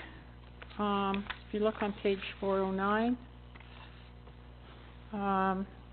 it's 0.6 meters away from the property line. They've got 3 sheds already on this property. They've got, what they're proposing is 2 garages and 2 entranceways.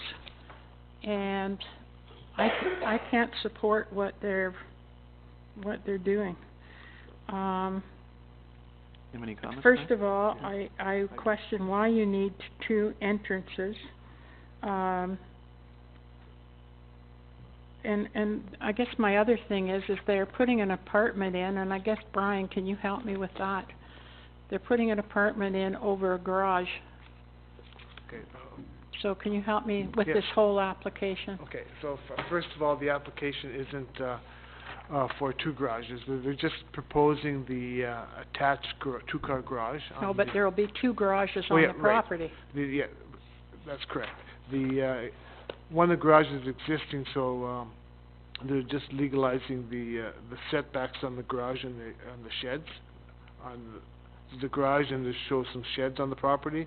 Those setbacks those buildings are already there. How did they get built when they were 0.6 meters? Or was there even a permit issued? The garage .6 went for a minor variance. The other sheds were probably there prior to 1981. The small little, Okay. sheds. So get- this, sorry, Yeah. just so I'm, Yeah.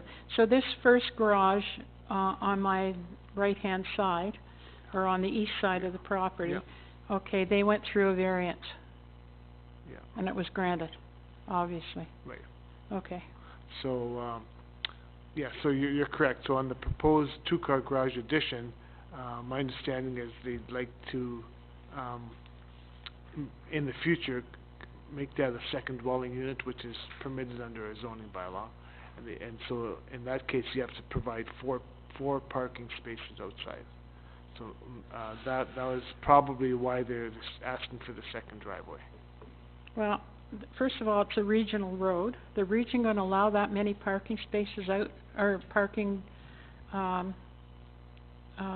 entrances out? Well, yeah, again, that's something that they would have to get, obtained from the region, is an entrance permit for the second driveway.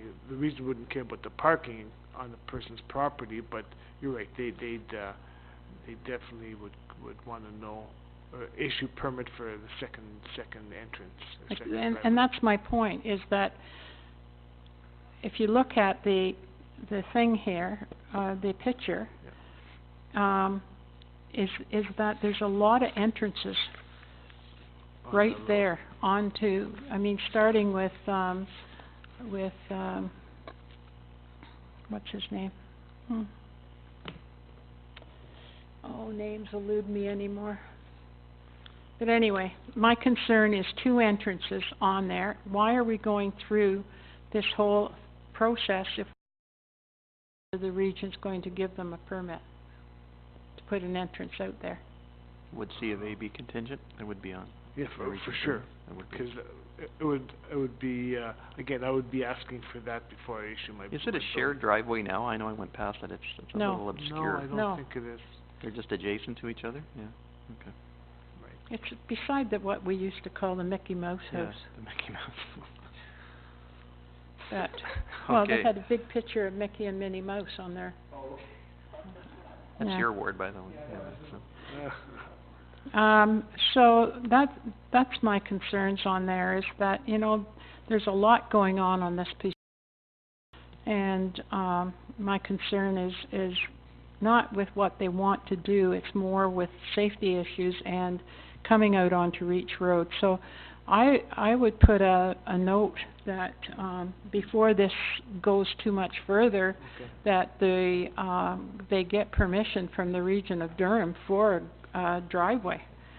And whether it will be granted, because it's basically, it's right across from the church. And it's almost at Traffic Franklin concerns, Street, yeah. which is So very, can you make very that note, busy. Brian, to Yeah. the application? Yep. So- Any other so- questions? No? Sorry, go So, ahead. did you want it tabled then, or just did you want to, comment that the? I think we need to comment that, before anything further is, done on this application, we need to know whether the region's going to allow a second entranceway. Okay. Okay. I mean, they might have to reconform their things so that they're coming in the driveway that's already there. Right. Or remove that driveway. Pardon me? Or remove that existing Or remove the driveway. existing Move it over, driveway. yeah. Yeah. Okay. Any other questions? All in favor? Carried. Thank you. Thanks, Brian. Are you off? No, you got one more. This is, DS 818. This was the, we dealt with this it. earlier. Yeah. Okay.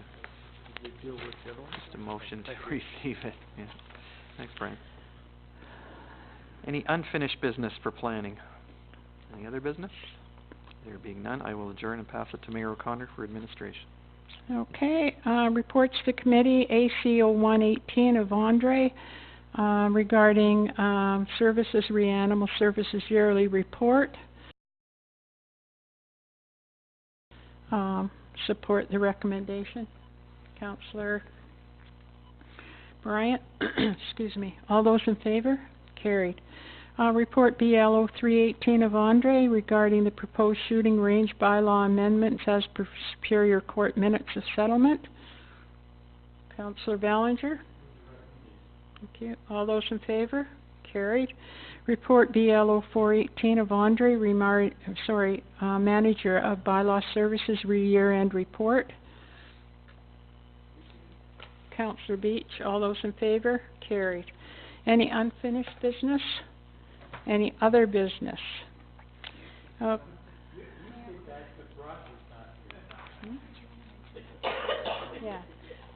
We do have forms now, and for conflict of interest that you must fill out. Thank you, Dave, for the two you did, and we'll transfer them, or you can rewrite them onto the official forms, okay? So if you have a conflict, please fill out one of these forms prior to the meeting. And do you want to? I can send them electronically. Okay, she'll send them electronically to you. Mayor Okay. O'Connor, if I could, I didn't ask the press if they had any questions for planning. Sorry, my apologies. Did you have any planning questions? You're good? Sorry, thank you. And I didn't ask them if they had any administration, so you're okay, right? All right. General Purpose and Administration Committee will be going into camera now regarding a personal matter regarding an identifiable individual, including municipal and local boards employees. So I have a motion, please, to go into camera, moved by Councillor Bryan. All those in favor? Carried.